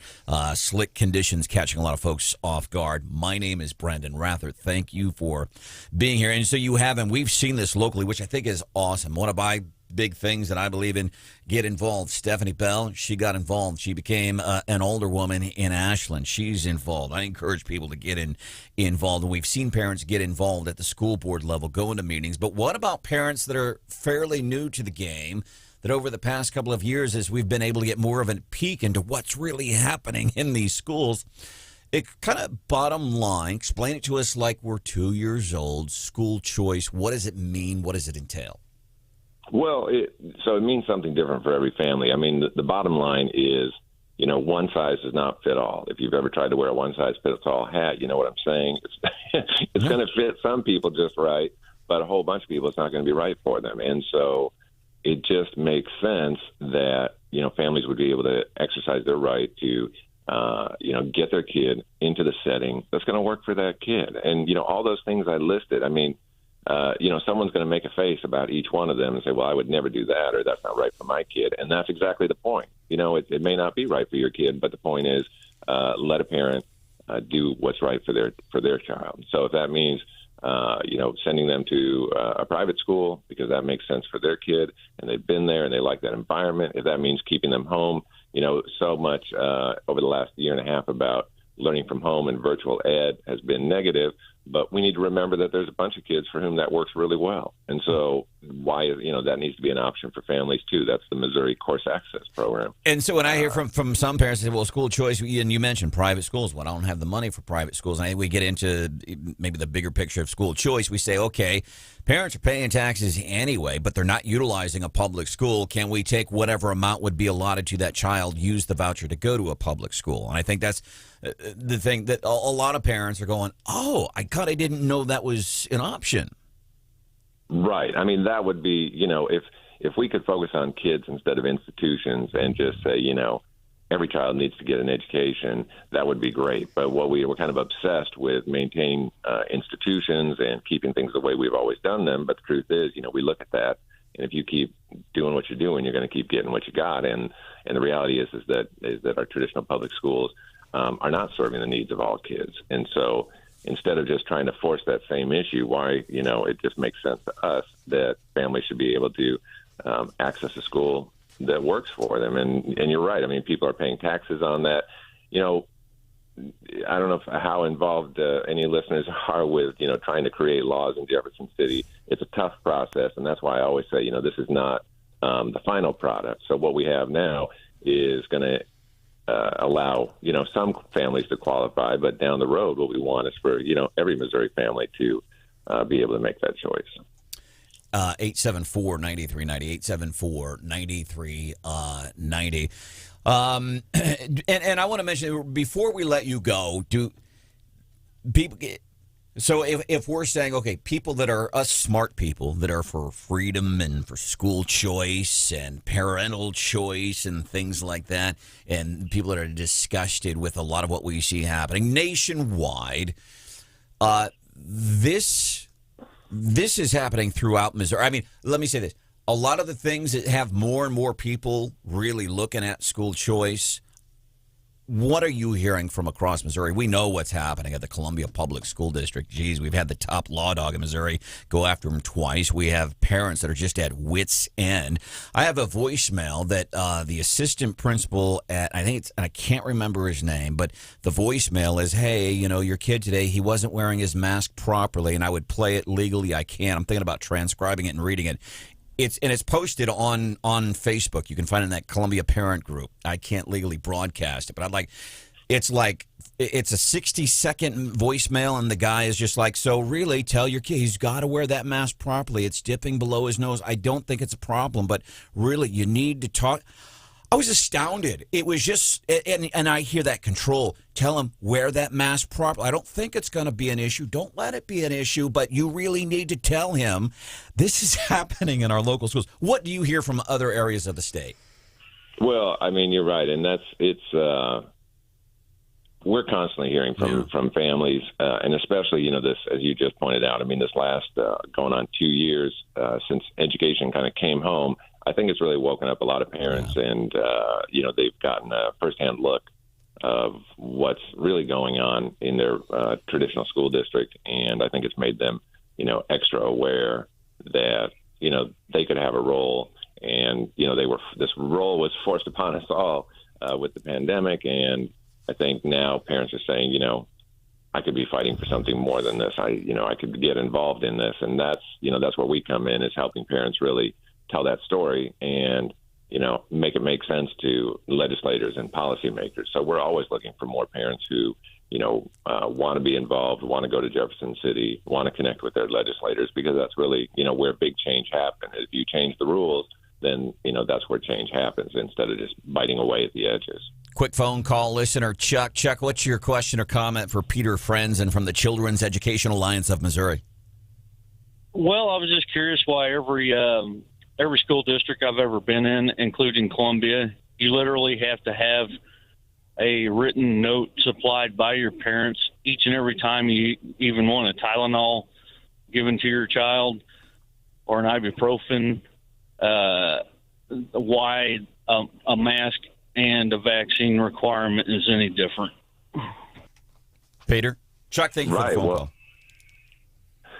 I mean, that's, I think that just to me underscores, exactly what I've been saying, which is, parents should be able to send their kid to a school that makes sense for them. And I don't know the answer to that question. And this, I'm not up on what every district is doing when it relates to vaccines and medication and the rules that they have. But, there are schools out there that are going to meet the needs and expectations of families.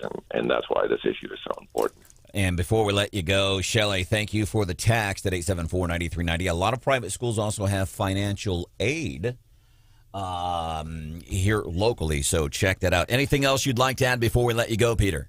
Well, we just want people to, get informed. We're on the internet at seamteam.org, and they can find out about becoming an advocate. We'd love to help them with that. All right. Thank you so much for your time. By the way, Columbia Board of Realtors, 4:30 this afternoon. There is a school board forum, 4:30. This is going to be at Diversified Management Company.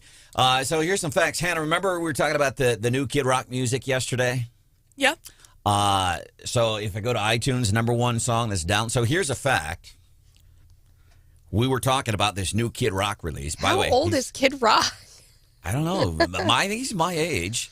And he's coming to St. Louis, by the way. Tickets can be had for $2,000 at the Riverport Amphitheater, or whatever they call it nowadays. He's 51. He's 51 years old, and his birthday's in January. And why I know that, I don't know. So we talked about it on the show yesterday. Had just released it hours before on iTunes this morning. #1 downloaded song in America. Coming up, last night I was talking to two school board candidates. Was at an event for Randy Minshew, who's a mayoral candidate in Columbia. He's the guy that I would vote for today to be mayor of Columbia.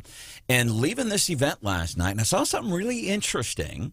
And I tried to take a picture, but I was driving. I barely got driving down. No texting and driving. For sure, no cameras and driving. So what I saw yesterday, it was kind of interesting. That's coming up at 7:54 on 93.9 The Eagle. In order to form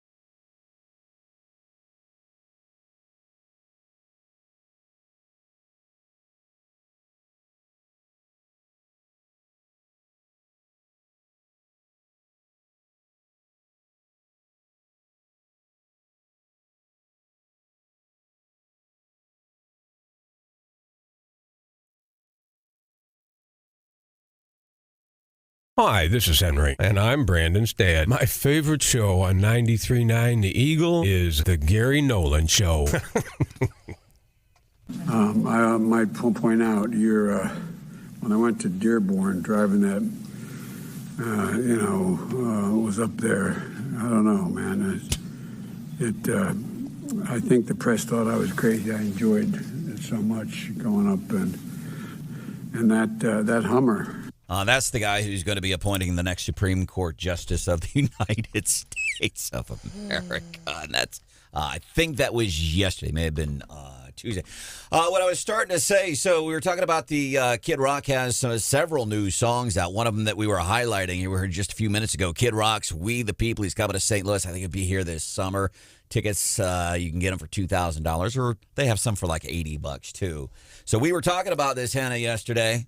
Number one song on iTunes, Kid Rock, We the People. I'm not saying it's because of us, but, it's just, those are facts.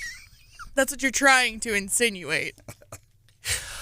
Yesterday, went to this event, Randy Minshew, running for mayor of Columbia. As a matter of fact, he's going to be one of the folks that will be featured in these forums today, sponsored by the Columbia Board of Realtors. The mayoral forum starts at 6:15, Diversified Management Company. School board one starts at 4:30.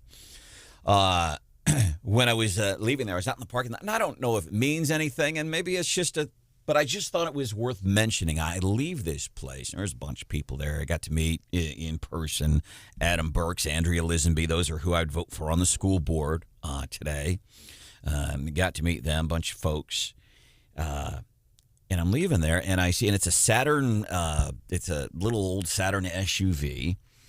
And as they're leaving the parking lot, I see on the back, their car is like peppered with Biden, Kamala, Sanders, all these bumper stickers that would indicate, okay, whoever's driving this car is progressive, uber liberal, whatever.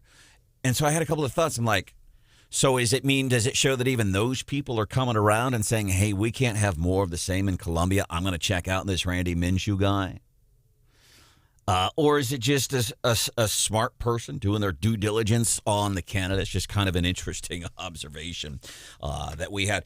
Coming up, 8:10, we're going to be joined by Jay Schroeder. He is the Executive Vice President of the Missouri Fraternal Order of Police, talking about how the Fraternal Order of Police, they're doing an initiative to increase awareness and support for law enforcement statewide. As a matter of fact, one of the things Randy Minshew told me last night, Jeff Jones, Columbia Police Chief, he needs the tools to do the job. He can do the job. We got to give him the tools. This on the heels, 2 officers in the Ferguson, Missouri, North St. Louis, 2 officers shot in the line of duty. So we're going to talk to him at 8:10. Congresswoman Hartlzer. She's here at 8:35. She's working with Senator Hawley on some stuff. We're going to find out what that is, her reaction to Justice Breyer, who will announce today he's going to be stepping down from the Supreme Court. By the way, another Senate candidate, Martin McCloskey, he's going to be joining us in studio tomorrow at 8:35, and then he's going to be speaking at the Columbia Pachyderm lunch tomorrow.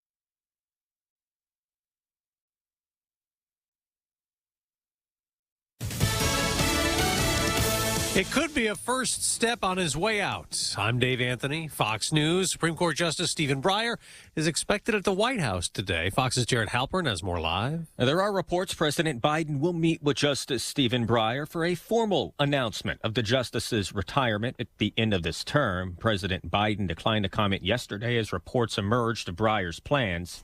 There has been no announcement from Justice Breyer. Let him make whatever statement he's going to make, and I'll be happy to talk about it later.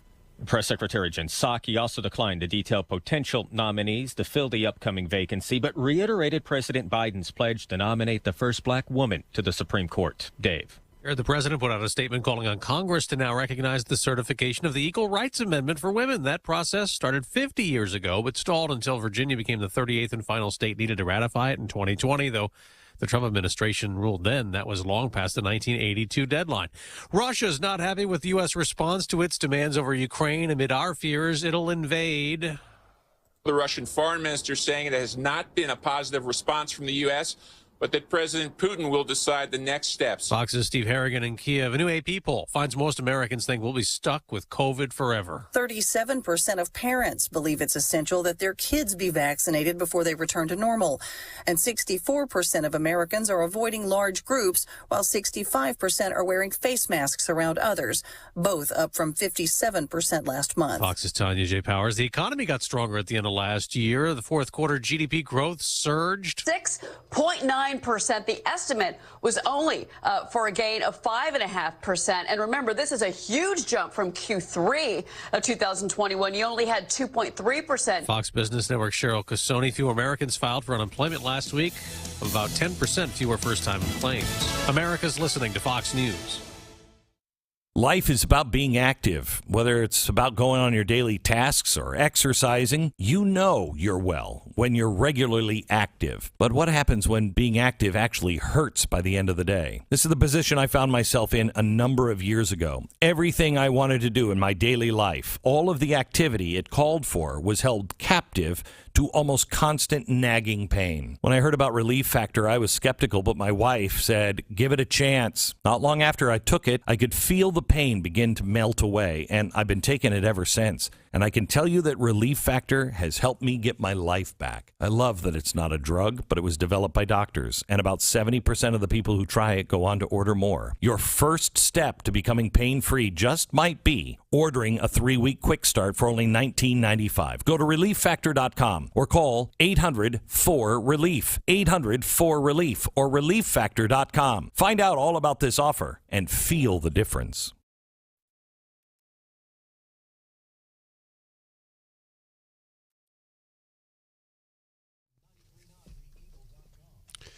.939 The Eagle News Time with Robinson's Cleaners. Robinson saves you time. It is 30 degrees right now. Light snow falling in parts of mid-Missouri. The snow is cleared out of Columbia right now. Lasted a little bit longer than what we expected. It's certainly been problematic in our listening area. It's going to be cold today. The Wabash bus station will be open tonight to people who do need shelter. That will open up at 7 o'clock due to the frigid temperatures. Our overnight low will get down to around 15 degrees. Today's high 41. Tomorrow, another cold day, sunny, and a high of 28 degrees. Good morning, everyone. Here are some of the stories that we are working on at this hour. We begin with the snow. Joint Communications here in Columbia, Boone County Joint Communications tells me right now they are working between 6 and 7 snow-related crashes on the roads right now. However, we've had numerous accidents and crashes, a lot of slide-offs as well, primarily on I-70, some on Highway 63 as well. Gail Blumenkamp, the Boone County Fire Chief, telling 93.9 The Eagle at one time this morning they were working accidents from county line to county line on the interstate. Another big problem area earlier this morning was Highway 63 near Deer Park. We're not aware of any serious injuries.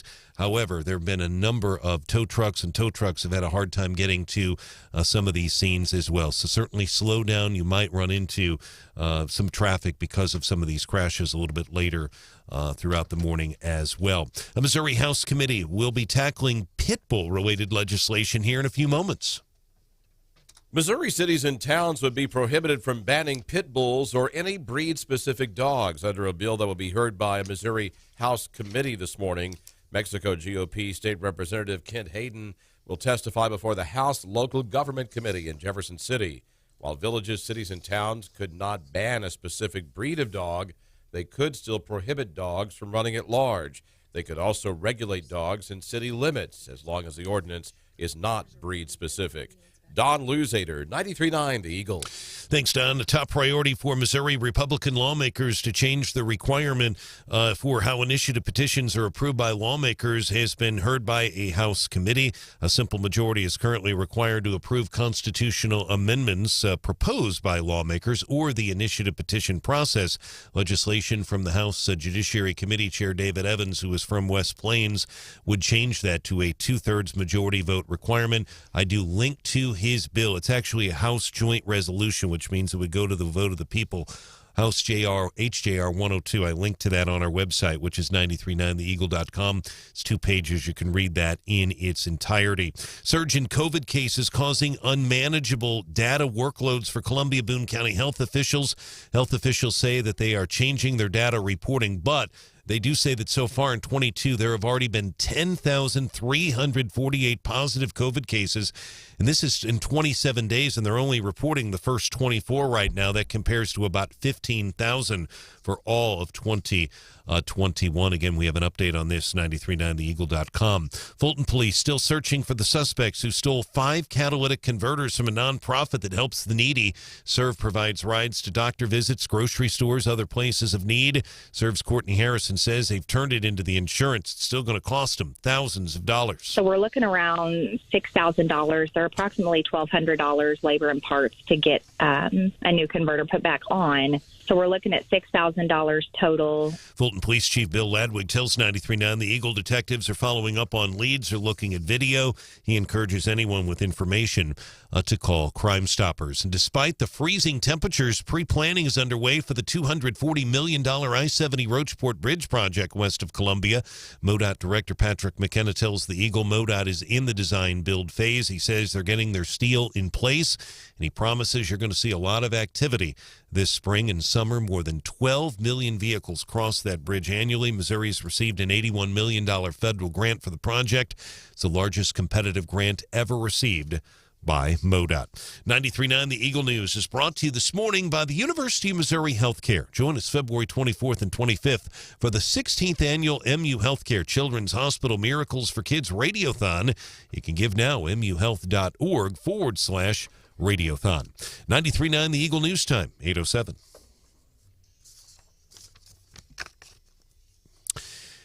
In sports, the Mizzou women's hoops team traveling to Starkville, Mississippi tonight to take on Mississippi State. Mizzou is 15-5. The Dogs from State coming in with a record of 11-7. It's always a tough place to play. A lot of noise, like a lot of the schools in the South. Tip-off set for 5:30 this evening. Zimmer Station, KTGR, FM 100.5. Brad Trinago will have the call for you. He'll be on the air with the pregame show with Kathy coming up at 5:15 this evening. Sports is brought to you by Woods Basement Systems, the highest-rated, most reviewed contractor for all things with your basement. 800-388-9326. A free estimate. 93.9 The Eagle News Time, 8:08.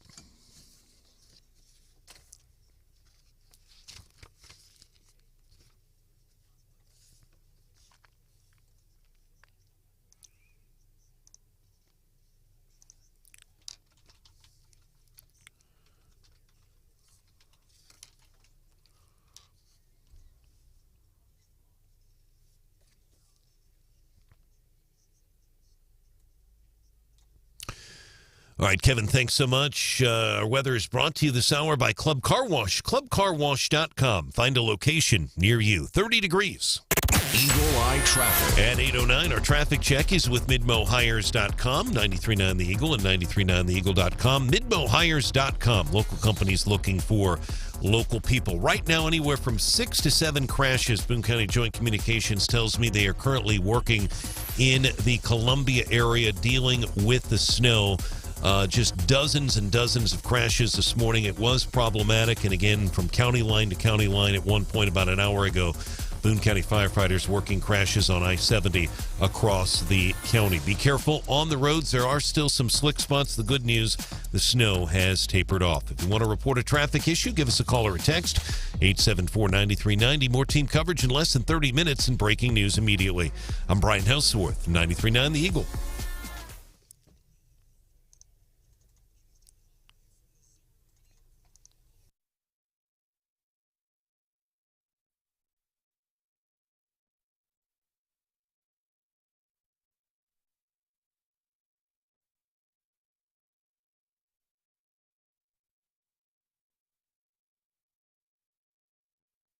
And I personally think we're not letting our police chief do what our police chief knows what to do. I mean, he knows how to solve this.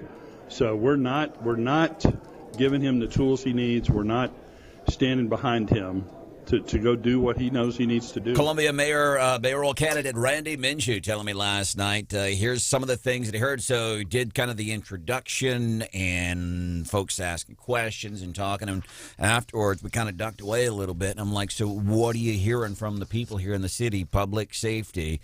He's saying, listen, we have a very talented police chief in Jeff Jones.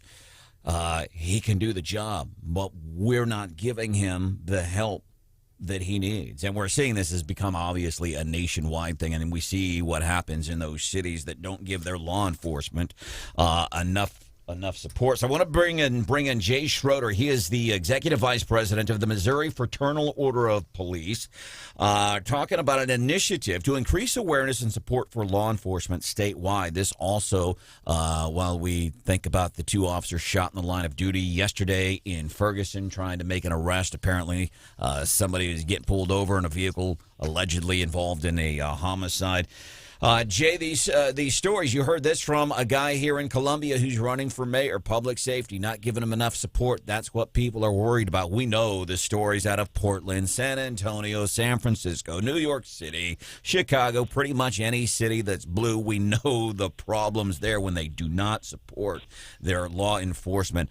What are you guys wanting to do with this initiative exactly?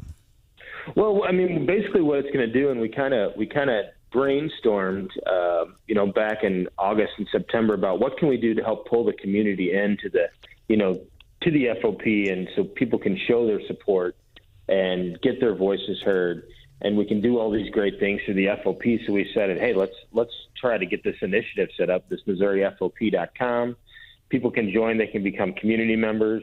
They can lend their support to the FOP so we can get out positive messaging and get out all these stories, so we can get a voice for all the large majority of people in the country that support the police. Now they can be a part of that movement. And I just an honest question: you say to lend your support to the Fraternal Order of Police to help this. Are you meaning just money? Are there besides the money things that we can do?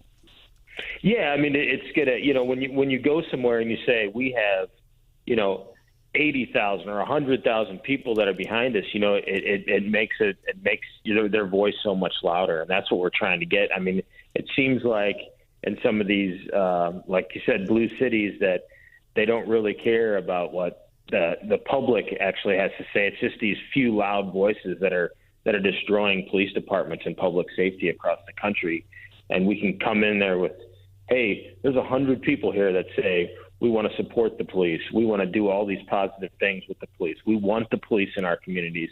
I'm a policeman in St. Louis City. I haven't been into one community that has high crime that says we don't want the police. But you hear these voices, these loud voices in the media sometimes saying, "Oh no, nobody wants the police here." So we want to try to counteract that. And then it's fun for the national news outlets to hype and hone in those things, obviously, that fit the story that they want to tell. Cops are bad, and it's simply not true. And my heart breaks for so many. My sister's been in law enforcement for years, and I've supported the blue bracelet before it was cool. I did it to support her, and especially now. And I think there's a lot of simple things that we can do to support police and the Fraternal Order of Police, anybody in law enforcement. And I'm telling you, this is such a simple thing, but I get such a kick out of it to see the reaction. And maybe you have a suggestion or two on things that be done. But like when I see, like a lot of times, like at a Hy-Vee or something, I might see a Columbia police officer who's, I don't know if they're there doing security or whatever, but wherever I see him, I always, hey, thank you for what you do, and I'm telling you, it's so cool. What's something like if somebody today, let's say they're in Jefferson City and they encounter a Jefferson City police officer? What's something somebody could do today if we're talking boots on the ground level of law enforcement? What are things that we can do to show, hey, seriously, we support you, man? Sometimes it's just as easy as saying thank you. I mean, when I'm working or I'm out, somebody says, "Hey, I really appreciate what you're doing." That goes a long way for these guys out on the street. Just a thank you. I mean, in St. Louis, we've had 4 officers injured in the last 4 days. We had 2 up on Highway 40, Interstate 40, Monday night, and then we had the 2 policemen shot yesterday. So it's been a tough week, and we had a firefighter killed, a couple weeks ago, and we just had the 2 New York policemen shot. So sometimes just a thank you goes a long way for these guys who are the law enforcement and fire department community in St. Louis is reeling here the last few weeks. Jay Schroeder, Executive Vice President of the Missouri Fraternal Order of Police, joining us. The new initiative to increase awareness and support for law enforcement statewide. That means in Cole County, Callaway County, Montauk County, Boone County, and all these areas. And that's what we're trying to do here on Wake Up Columbia this morning. Stephanie Bell, Brian Hauswirth, Hannah, the producer. My name's Branden Rathert. All right, Branden, thanks. Jay, appreciate you joining us. I want to follow up on a question. I know a lot of media attention, and correctly so. It's a huge story, the 2 officers being shot in Ferguson and then the other officers who have been shot. But I want to go back to another thing that's happened, and we've seen these officers that have been hit and struck by cars. That's a serious issue. I talked to Patrick McKenna at the governor's prayer breakfast, and they have lost 3 MoDOT people, and a MoDOT employee and her unborn baby were also killed. So 3 employees and an unborn baby. She was pregnant. The baby was killed as well, according to Patrick McKenna. So what can people do, or what should they do to, and not just the officers, but these MoDOT employees are being struck? What do you encourage drivers to do? Because it seems like this is becoming a bigger problem. Yeah, I think it's just being safe on the highways. I mean, if you see the lights, you got to slow down, you got to get over, and you just got to pay attention when you're on the highways. I mean, especially when you get into bigger cities and things like that. There's a lot of construction. You have to be careful, and then when you're out on the highways, you just have to watch. You have to pay attention to what's going on in front of you. All right, this is Jay Schroeder, Missouri Fraternal Order of Police. Anything else you'd like to add before we let you go? Yeah, just real quick, too, just a couple things that the initiative also is going to help. It's going to help. We have a national disaster relief trailer and a team we send out all over the country when we have natural disasters or any type of mass event. And we just, a lot of that money is going to go to help fund that. They were just in Colorado for the wildfires, and we made 2,000 meals a day for first responders who are working with the wildfires. So a lot of money is going to go and help that cause, too. So it'll be all over the country, and I mean, we used them in Missouri. We used them in Joplin. We've used them in Jefferson County for the floods, and we've used them here in St. Louis. So a good portion of that's going to go to help with the National Disaster Relief Trailer. By the way, and I almost forgot, I wanted to mention this, and I almost hate to bring it up, but I just want people to be aware. We see a lot of these things on TV, but they happen here because this thing happened in Jefferson City the other day. Jay, were you at the State of the State address by chance? I was not, no. Okay. So they honored an officer, and forgive me, all of a sudden I have forgot his name. They honored a Missouri State Highway Patrol trooper who was shot, I think he was in Springfield, right before Christmas. Mm-hmm. That's great. And I think he was shot 3 times, back, neck, and face. Guy lost his eyeball, man, this Missouri State Highway Patrol trooper. He gets out of the hospital, walks out of the hospital to a changed, his life has changed now. Not only has his life changed because of a criminal or an alleged criminal who allegedly shot him, his family's life has changed. Everything has changed for this guy. Governor Mike Parson brought him into the Missouri House of Representative chambers. 300 to 400 people. He honors him, and this guy, he kind of uncomfortably, you can see he's not. It's been a month, and he gets up, and I'll tell you what, man, it was one of the most raucous, most emotional standing ovation round of applause that I hoped would never ever end. It was beautiful. And my heart was broken, Jay, to look down on the floor and to see people voted into office by Democrats, by progressives. It was disgusting to see Democrat lawmakers sitting while surrounded by several hundred folks applauding this hero, and that's not a term used loosely, applauding this guy, and these Democrat lawmakers sitting with their arms folded. That stuff breaks my heart. And that stuff, that you guys endure that kind of crap all the time, but it happens. It's not just stuff we see on TV at a football game or in Washington, D.C. It happens right here, man. Yeah, and you know the thing about that is policemen look past that, because at any time, on any point of the day, anybody that acts or demonstrates that behavior, the policeman's still going to show up to their house and still help them and still give them the respect and the service that they deserve. And I think that's what puts our first responders ahead of a lot, is no matter who it is, they're going to be there to help them, no matter what they say about them or what they do. All right. We can find Missouri Fraternal Order of Police online if you want to learn ways that you can help. Jay Schroeder, Executive Vice President of the Missouri Fraternal Order of Police and President of the St. Louis City Fraternal Order of Police, obviously himself in law enforcement for a long time. Thank you, and thank you for what you guys do. You got it. Thank you, sir. All right. And I love whenever we have, like Gail Blomenkamp with the Boone County Fire Protection District, Chief Jeff Jones, who, by the way, that was a phenomenal visit yesterday with the chief on the show yesterday. I hope you go back and check it out in the Wake Up Columbia podcast. Wake Up Columbia on demand anytime, all the time. And when Sheriff Dwayne Carey is here, I try to mention the Callaway County Sheriff and people like that. Like, hey, if you get a chance and if it's appropriate, I don't want y'all getting in trouble, but like, can you get on your radios and just meant to all the, all call or whatever, and whatever you're doing right now, if you can do that, if you're listening, if you're in law enforcement, and if you're authorized to make an all call and say, hey, I was just listening to Wake Up Columbia on 93.9 The Eagle, and Stephanie Bell and Brian Hauswirth and Hannah the producer and Branden Rathert just wanted to say they appreciate what you do. Mm-hmm. By the way, I can't remember where this weekend. I'm going to call the guy. And Hannah's the one who actually brought this up yesterday. We got talking about law enforcement and people that fight fires and stuff. There's like a Guns and Hoses boxing match. Oh, cool. In St. Louis. Is it here? Well, there's that big one. Right. But there's one happening this weekend. We'll have some detail on that coming up shortly. Morning Bell, business news with Stephanie Bell. A little twist only Stephanie Bell can give you. What do we have today? Yeah, someone who's known for doing something new is putting the brakes on doing something new in the next year. So the new thing is they're not doing anything new. Mm-hmm. Oh, man, my head's spinning. I can't wait to hear this one. That's coming up at 8.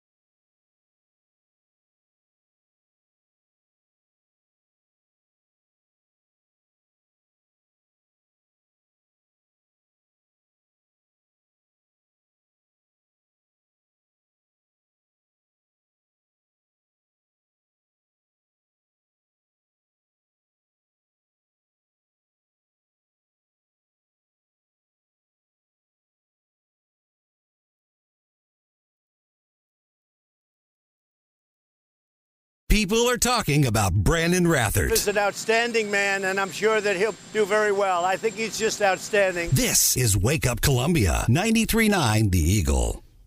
So I think the map's fine. I think it's reflective of the state and reflective of the trends. And, certainly if we get to a vote, I'm going to vote for it. Local State Senator Caleb Branden on ABC 17 yesterday saying, I think this 6-2 map is fine. There's a lot of Republicans in the Senate that disagree with him. And then there was this guy. So we talk about this map. Should it be 6-2? Should it be 7-1? Then there's this guy. Republicans have demonstrated in recent years that. He's going on to say, I think we should do a 5-3 map in Missouri. Good morning, 8:28 time for the Morning Bell with Stephanie Bell. Business news with that little twist that only Stephanie can give you. Yeah, so a company that is known for always doing something new, Tesla, had their earnings report yesterday, and they're actually making some money. So that's good news for them. But they were supposedly going to put out some new car models this year, specifically the Cybertruck and the Roadster. But based on their profits yesterday, based on everything that's they reported yesterday, and based on everything that's going on, they said, you know what, we're going to put the brakes on any new models until probably it looks like 2023. That's interesting. The other thing I find interesting is Ford. They have this even a smaller pickup than the Ranger. It's a Ford Maverick, and they start at $20,000, pretty bare bones. But they've stopped taking orders on it because people are. And it's not an electric vehicle, by the way. But I do know Ford is coming out with the F-150 Lightning. I don't know if it's pure electric or a hybrid. But there's a lot of these vehicles. GM just invested $3 billion in electric vehicle plants in various facilities in Michigan to keep doing electric vehicles. Coming up here at 8:35, Congresswoman Vicky Hartlzer should be here reacting to the announcement yesterday. Stephen Justice Breyer is announcing today that he is retiring. She's here at 8:35.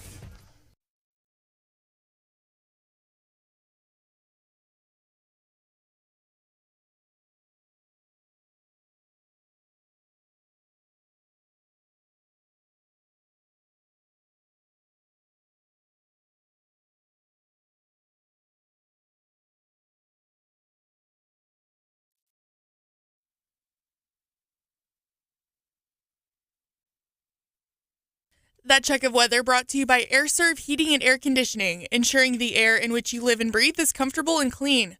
For all of your heating needs, log on to aireserv.com. Fox News, I'm Chris Foster. It's Russian President Vladimir Putin's move after receiving a response to his security demands regarding Ukraine and his troops along its borders. The Biden administration rejected Russia's central request for a guarantee Ukraine will never join NATO. Реакции позитивной нет. Russia's Foreign Minister Sergei Lavrov said the document contains no positive response on the main issue, but he also held the door open for further talks. Fox's Simon Owen. Oath Keepers militia leader Stuart Rhodes is denied bail by a federal judge in Texas. He and other members are charged with seditious conspiracy for the January 6th riot at the Capitol. The judge called Rhodes a flight risk, partly because of elaborate escape tunnels he had installed in his backyard and unregistered cars he had stashed in the woods near his home. Prosecutors say Rhodes' plot to stop the transfer of presidential power started just days after the 2020 election. Fox's Tanya J. Powers. America's listening to Fox News.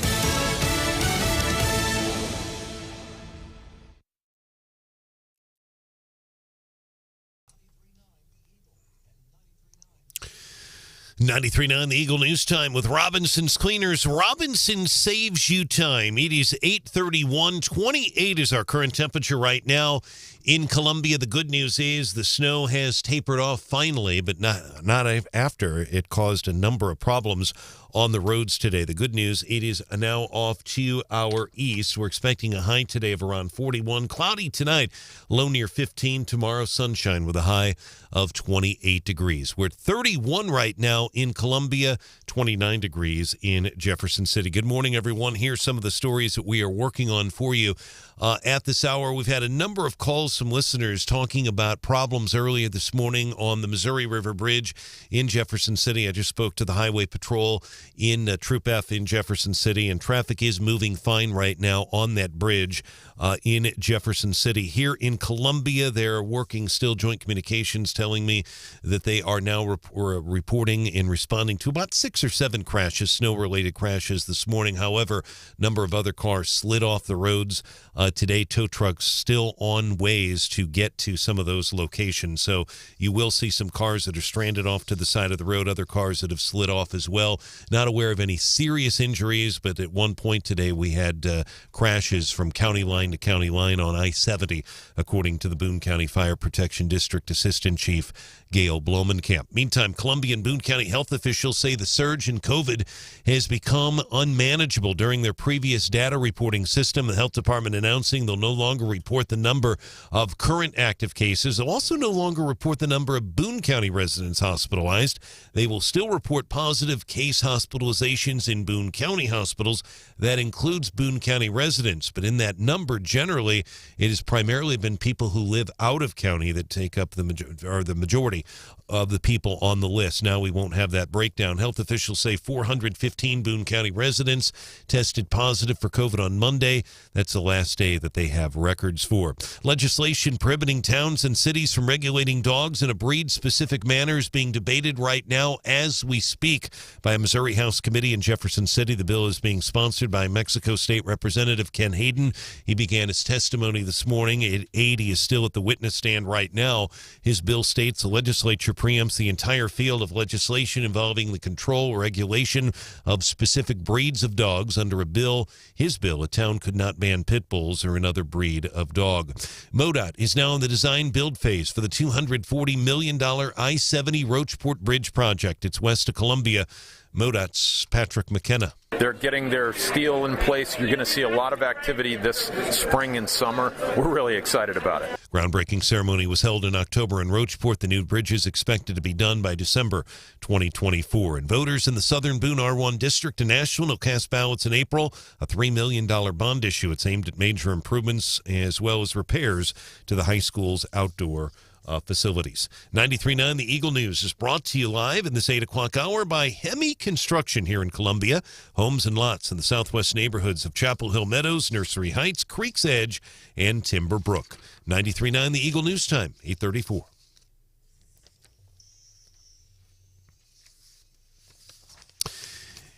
In sports, Mizzou women's hoops is traveling to Starkville tonight, taking on Mississippi State. Mizzou 15-5 on the year, and of course, State coming in with a record of 11-7. Always tough to play in that particular arena in Starkville, Mississippi. They're very loud. Those fans are much like the football fans at their stadium. Tip-off set for 5:30 this evening. Zimmer Station KTGR, which is FM 100.5. Brad Fernago will have the call for you coming up this evening. 5:15, they're on the air on KTGR. Our sports is brought to you this hour by Missouri Heart Center. Comprehensive cardiovascular care in the heart of Missouri. MoHeartCenter.com. 93.9 The Eagle News Time, 8:35. Eagle Eye Traffic. And our traffic check with MidmoHires.com. Local companies are looking for local people. MidmoHires.com. Find a job or post your job opening today. Roads are finally getting a little quiet right now this morning. It has just been a crazy morning.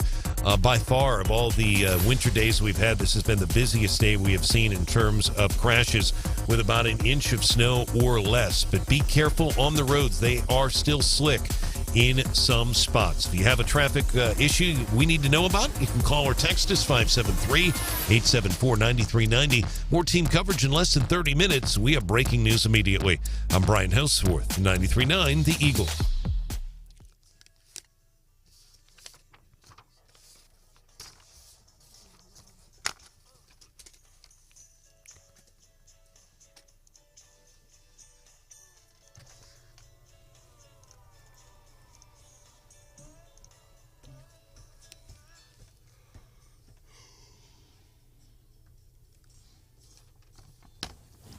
If members want to invest, fine. Invest the way most Americans do. Put it in broad-based, diversified mutual funds, or put it in a blind trust. But owning individual stock, trading stock, is just something that members of Congress shouldn't do. And this ought to be an easy issue. But Nancy Pelosi, she wants to be able to keep making money. I love just But Nancy Pelosi, he's exactly right. He nailed it on the head, Josh. Senator Josh Hawley telling us yesterday, hey, why is this a thing? As a matter of fact, Congresswoman Vicky Hartlzer, who is running for Senate, teaming up with Senator Hawley on this, on banning insider. The act is the Banning Insider Trading in Congress Act. Congresswoman, welcome to the show. My first thought is we have to have a law for. I mean, aren't they? Is this happening? Well, we have a report that dozens of members of Congress and over 100 staffers have bought and sold individual stocks over the last couple of years, and they haven't reported it. I mean, we tried to rein this in back in 2012, passed the Stock Act to make it more transparent, where members of Congress had to report within 45 days if they bought or sold an individual stock. But yet we found out recently from this report that a bunch of them are not complying. And so it's time to just stop this altogether. And that's why I'm proud to join with Senator Hawley in this effort and introduce the House version of this bill. Because when you're an elected official, you should be a public servant, not a profiteer. And we have to restore trust in their elected officials and in elected office. And the American public deserves better. And so, like Senator Hawley said, this should be an easy win. But we'll see if Pelosi will support it or not. And she has been the main person who seems to be profiting from this. I mean, just last year, she and her husband traded over $50 million in assets and got a 69% return. Wouldn't that be nice for most Americans to be able to get that type of return? And they own tech stocks, and she oversees committees that are hearing legislation that would rein in the tech stocks. And many people believe, including myself, that she's been slow-walking this legislation, and it just makes you wonder if she's doing it because she's personally profiting off of it. And so with our legislation, this would stop, and we would have trust restored in elected officials and in Congress. Congresswoman Hartzler, I think in general, I certainly agree, but I think the defense here for a lot of people have said, well, I don't know, if I have that much stock, maybe I don't know all of the stock that I own. So how will you be able to, maybe I have a money manager. So practically, how will this work? Well, they have so many days to divest themselves of the stock or to move it into a blind trust. And then someone else would manage it, but they wouldn't have any knowledge of it or any input into those decisions. And so that is what would happen until they're out of office, and then they can regain control on a daily basis of those. But it just doesn't, members of Congress have access to a lot of information, and the decisions that we make in Washington could impact individual companies. And so it just doesn't make sense that you would own individual stocks and be able to buy and sell. It just doesn't pass the smell test. Congresswoman Vicky Hartzler, also candidate for Senate coming up this year. The election is this year. Joining us this morning here on Wake Up Columbia on 93.9 The Eagle and 93.9theeagle.com, where you can listen live. You can also watch the show on YouTube. Put it up on your smart TV. Pretty cool. Stephanie Bell, Brian Hauswirth, Hannah, the producer, is here. My name's Branden. Branden, thanks. Congresswoman, we appreciate you joining us. I want to move over to an issue that I talked to you about at the Rocheport Bridge back in October, and that is the I-70 Rocheport Bridge. And you worked to obtain this federal grant. It was the largest competitive grant that Missouri has ever received, $81 million. Trump administration announced that, and that money is on its way. What are you hearing from MoDOT in terms of a time frame, and how important is that bridge for constituents and also particularly for the agricultural community? Sedalia, a lot of those companies, Tyson, you name it down there, they use that bridge. Oh, it is tremendously important. I mean, it not only connects our two major cities in Kansas City and St. Louis, but it basically connects the East and the West Coast. The amount of traffic that goes across that bridge daily is staggering, not only in passenger travel, but as you say, the semi-trucks that are connecting our farms to markets, and they're bringing the goods. And with supply chain issues we have now, we need to keep that going. And that bridge was in jeopardy. It was getting in a dangerous situation. And for us to get this grant to build an entire new bridge is just a tremendous success, a tremendous boon for our area. It wasn't practical, and we could have wasted a lot of money and would have shut down lanes to try to just patch it and repair it for the next few years. So to be able to build a new one is exciting, and I'm excited and encouraged as I go across that bridge to see that they're already, moving gravel and dirt and laying the groundwork there to start that new bridge. And it is underway. I haven't talked lately about the time frame, but they are well on their way, already started. And I think it'll be on time that we get this in the next couple of years. And traffic will not be stopped. That's the beauty of this large grant. It will just be built simultaneously beside the current I-70. And then they'll be able to move that traffic over. And so we won't miss any time frame or delays for that. So it's very, very exciting. And I'm so thankful we were able to get that done. Nancy Pelosi announcing this week she's running for re-election again. Any interesting takes, or is the reaction in the hallways in D.C. pretty much as expected from that side, pretty much as expected from the other side? Well, it was kind of surprising because the big rumor for a long time is that she was going to leave office. In fact, there was the thinking she may even resign now rather than wait out her entire term here, because clearly she's going to lose control of the House. It's going to be a massive loss of Democrats, and many people thought that she wouldn't want to have that on her record, so she would leave now. But she says she's going to run again. We will see how long, if that holds. Many people criticized Paul Ryan for announcing too soon that he was retiring. He basically became a lame duck speaker. And so some people think maybe she's coming out and saying that she's going to run for re-election just to keep her stranglehold on her caucus till the end of the year. But then will she actually go ahead and really run, or will she change her mind? I guess we'll just have to see. But either way, it's time for her to go, and I'm looking forward to seeing her removed from power after I believe the Republicans will take over the House this fall, and our nation will certainly be better off for it.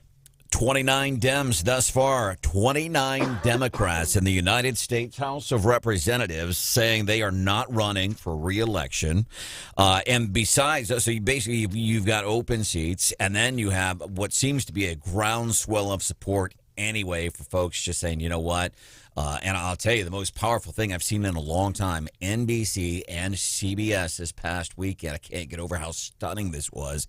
NBC's Chuck Todd, he did a panel of independent voters that voted for Trump in 2016 and then voted for Biden in 2020. Independent voters, okay?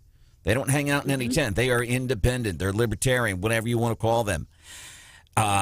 And these folks were incredibly disappointed in their choice to vote for Biden. And then, Congresswoman, I couldn't believe it. I'm seeing this. I flipped to CBS, and on CBS, they're talking to Democrat voters. They put a panel on this national news outlet on CBS, panel of Democrat voters that voted for Joe, and they're regretting it. So I think that speaks to your point that this, November should be fun. Congresswoman Vicky Hartlzer joining us on the show this morning, and, of course, running for Senate. Anything else that you would like to add before we let you go? Well, I just agree with you on that. I think people have buyer's remorse for buying having Biden in power, as well as in the House and Senate, because they have destroyed this country in every way, from the economy to the border to this healthcare crisis to Afghanistan and energy. We were energy independent, and so it is time that we would take the House and the Senate. I am working hard on the Senate race to get to all corners of Missouri. I'm encouraged by the support that we are getting, but I want to stop this socialism and turn things around, and I'm looking forward to it. Can't come soon enough. Congresswoman Vicky Hartlzer, 93.9 The Eagle. Thank you for your time. Tomorrow on the show, another Senate candidate, Mark McCloskey. He's going to be in studio, and then after his visit here on Wake Up Columbia on 93.9 The Eagle, he's going to be doing a presentation for the Columbia PAC.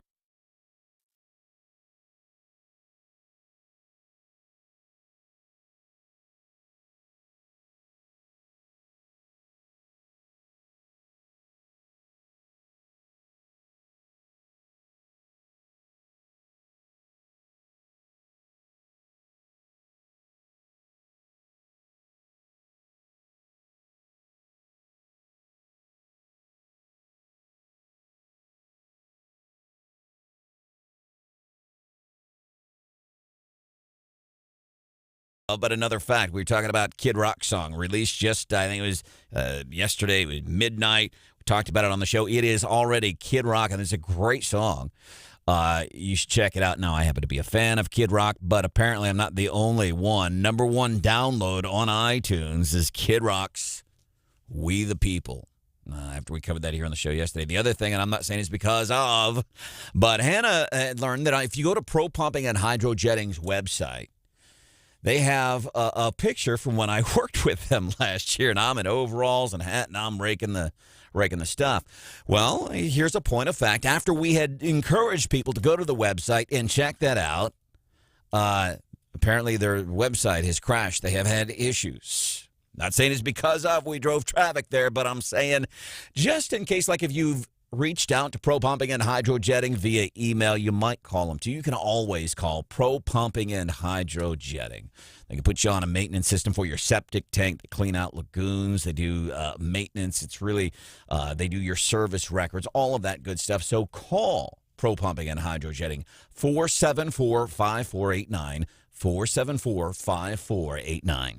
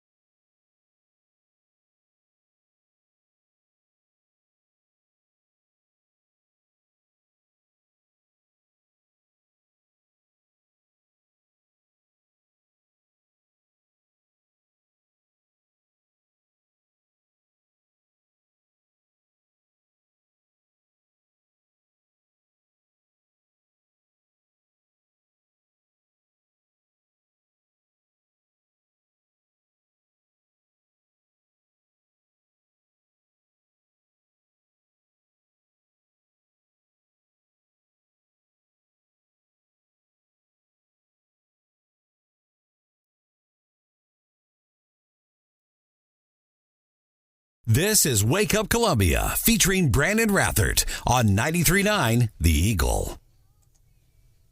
On crime, to follow up on what Ed was asking about, would you agree that the most important job for any president is to keep Americans safe?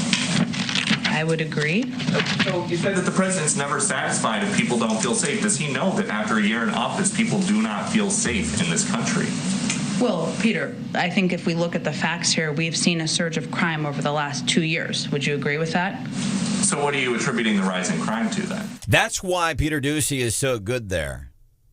He didn't answer her question. He flipped it quick, and she got lost. By the way, they get along famously. They really do. They're good yin and yang or whatever when it comes to the professional aspect, but they have a famous relationship together. Welcome into Wake Up Columbia. I am Branden Rathert. Want to bring in Michelle Gleba, Mid-Missouri Better Business Bureau. Michelle, welcome in. It's that time of year. It's tax time. Some people get excited, and then there's a lot of folks who don't get excited.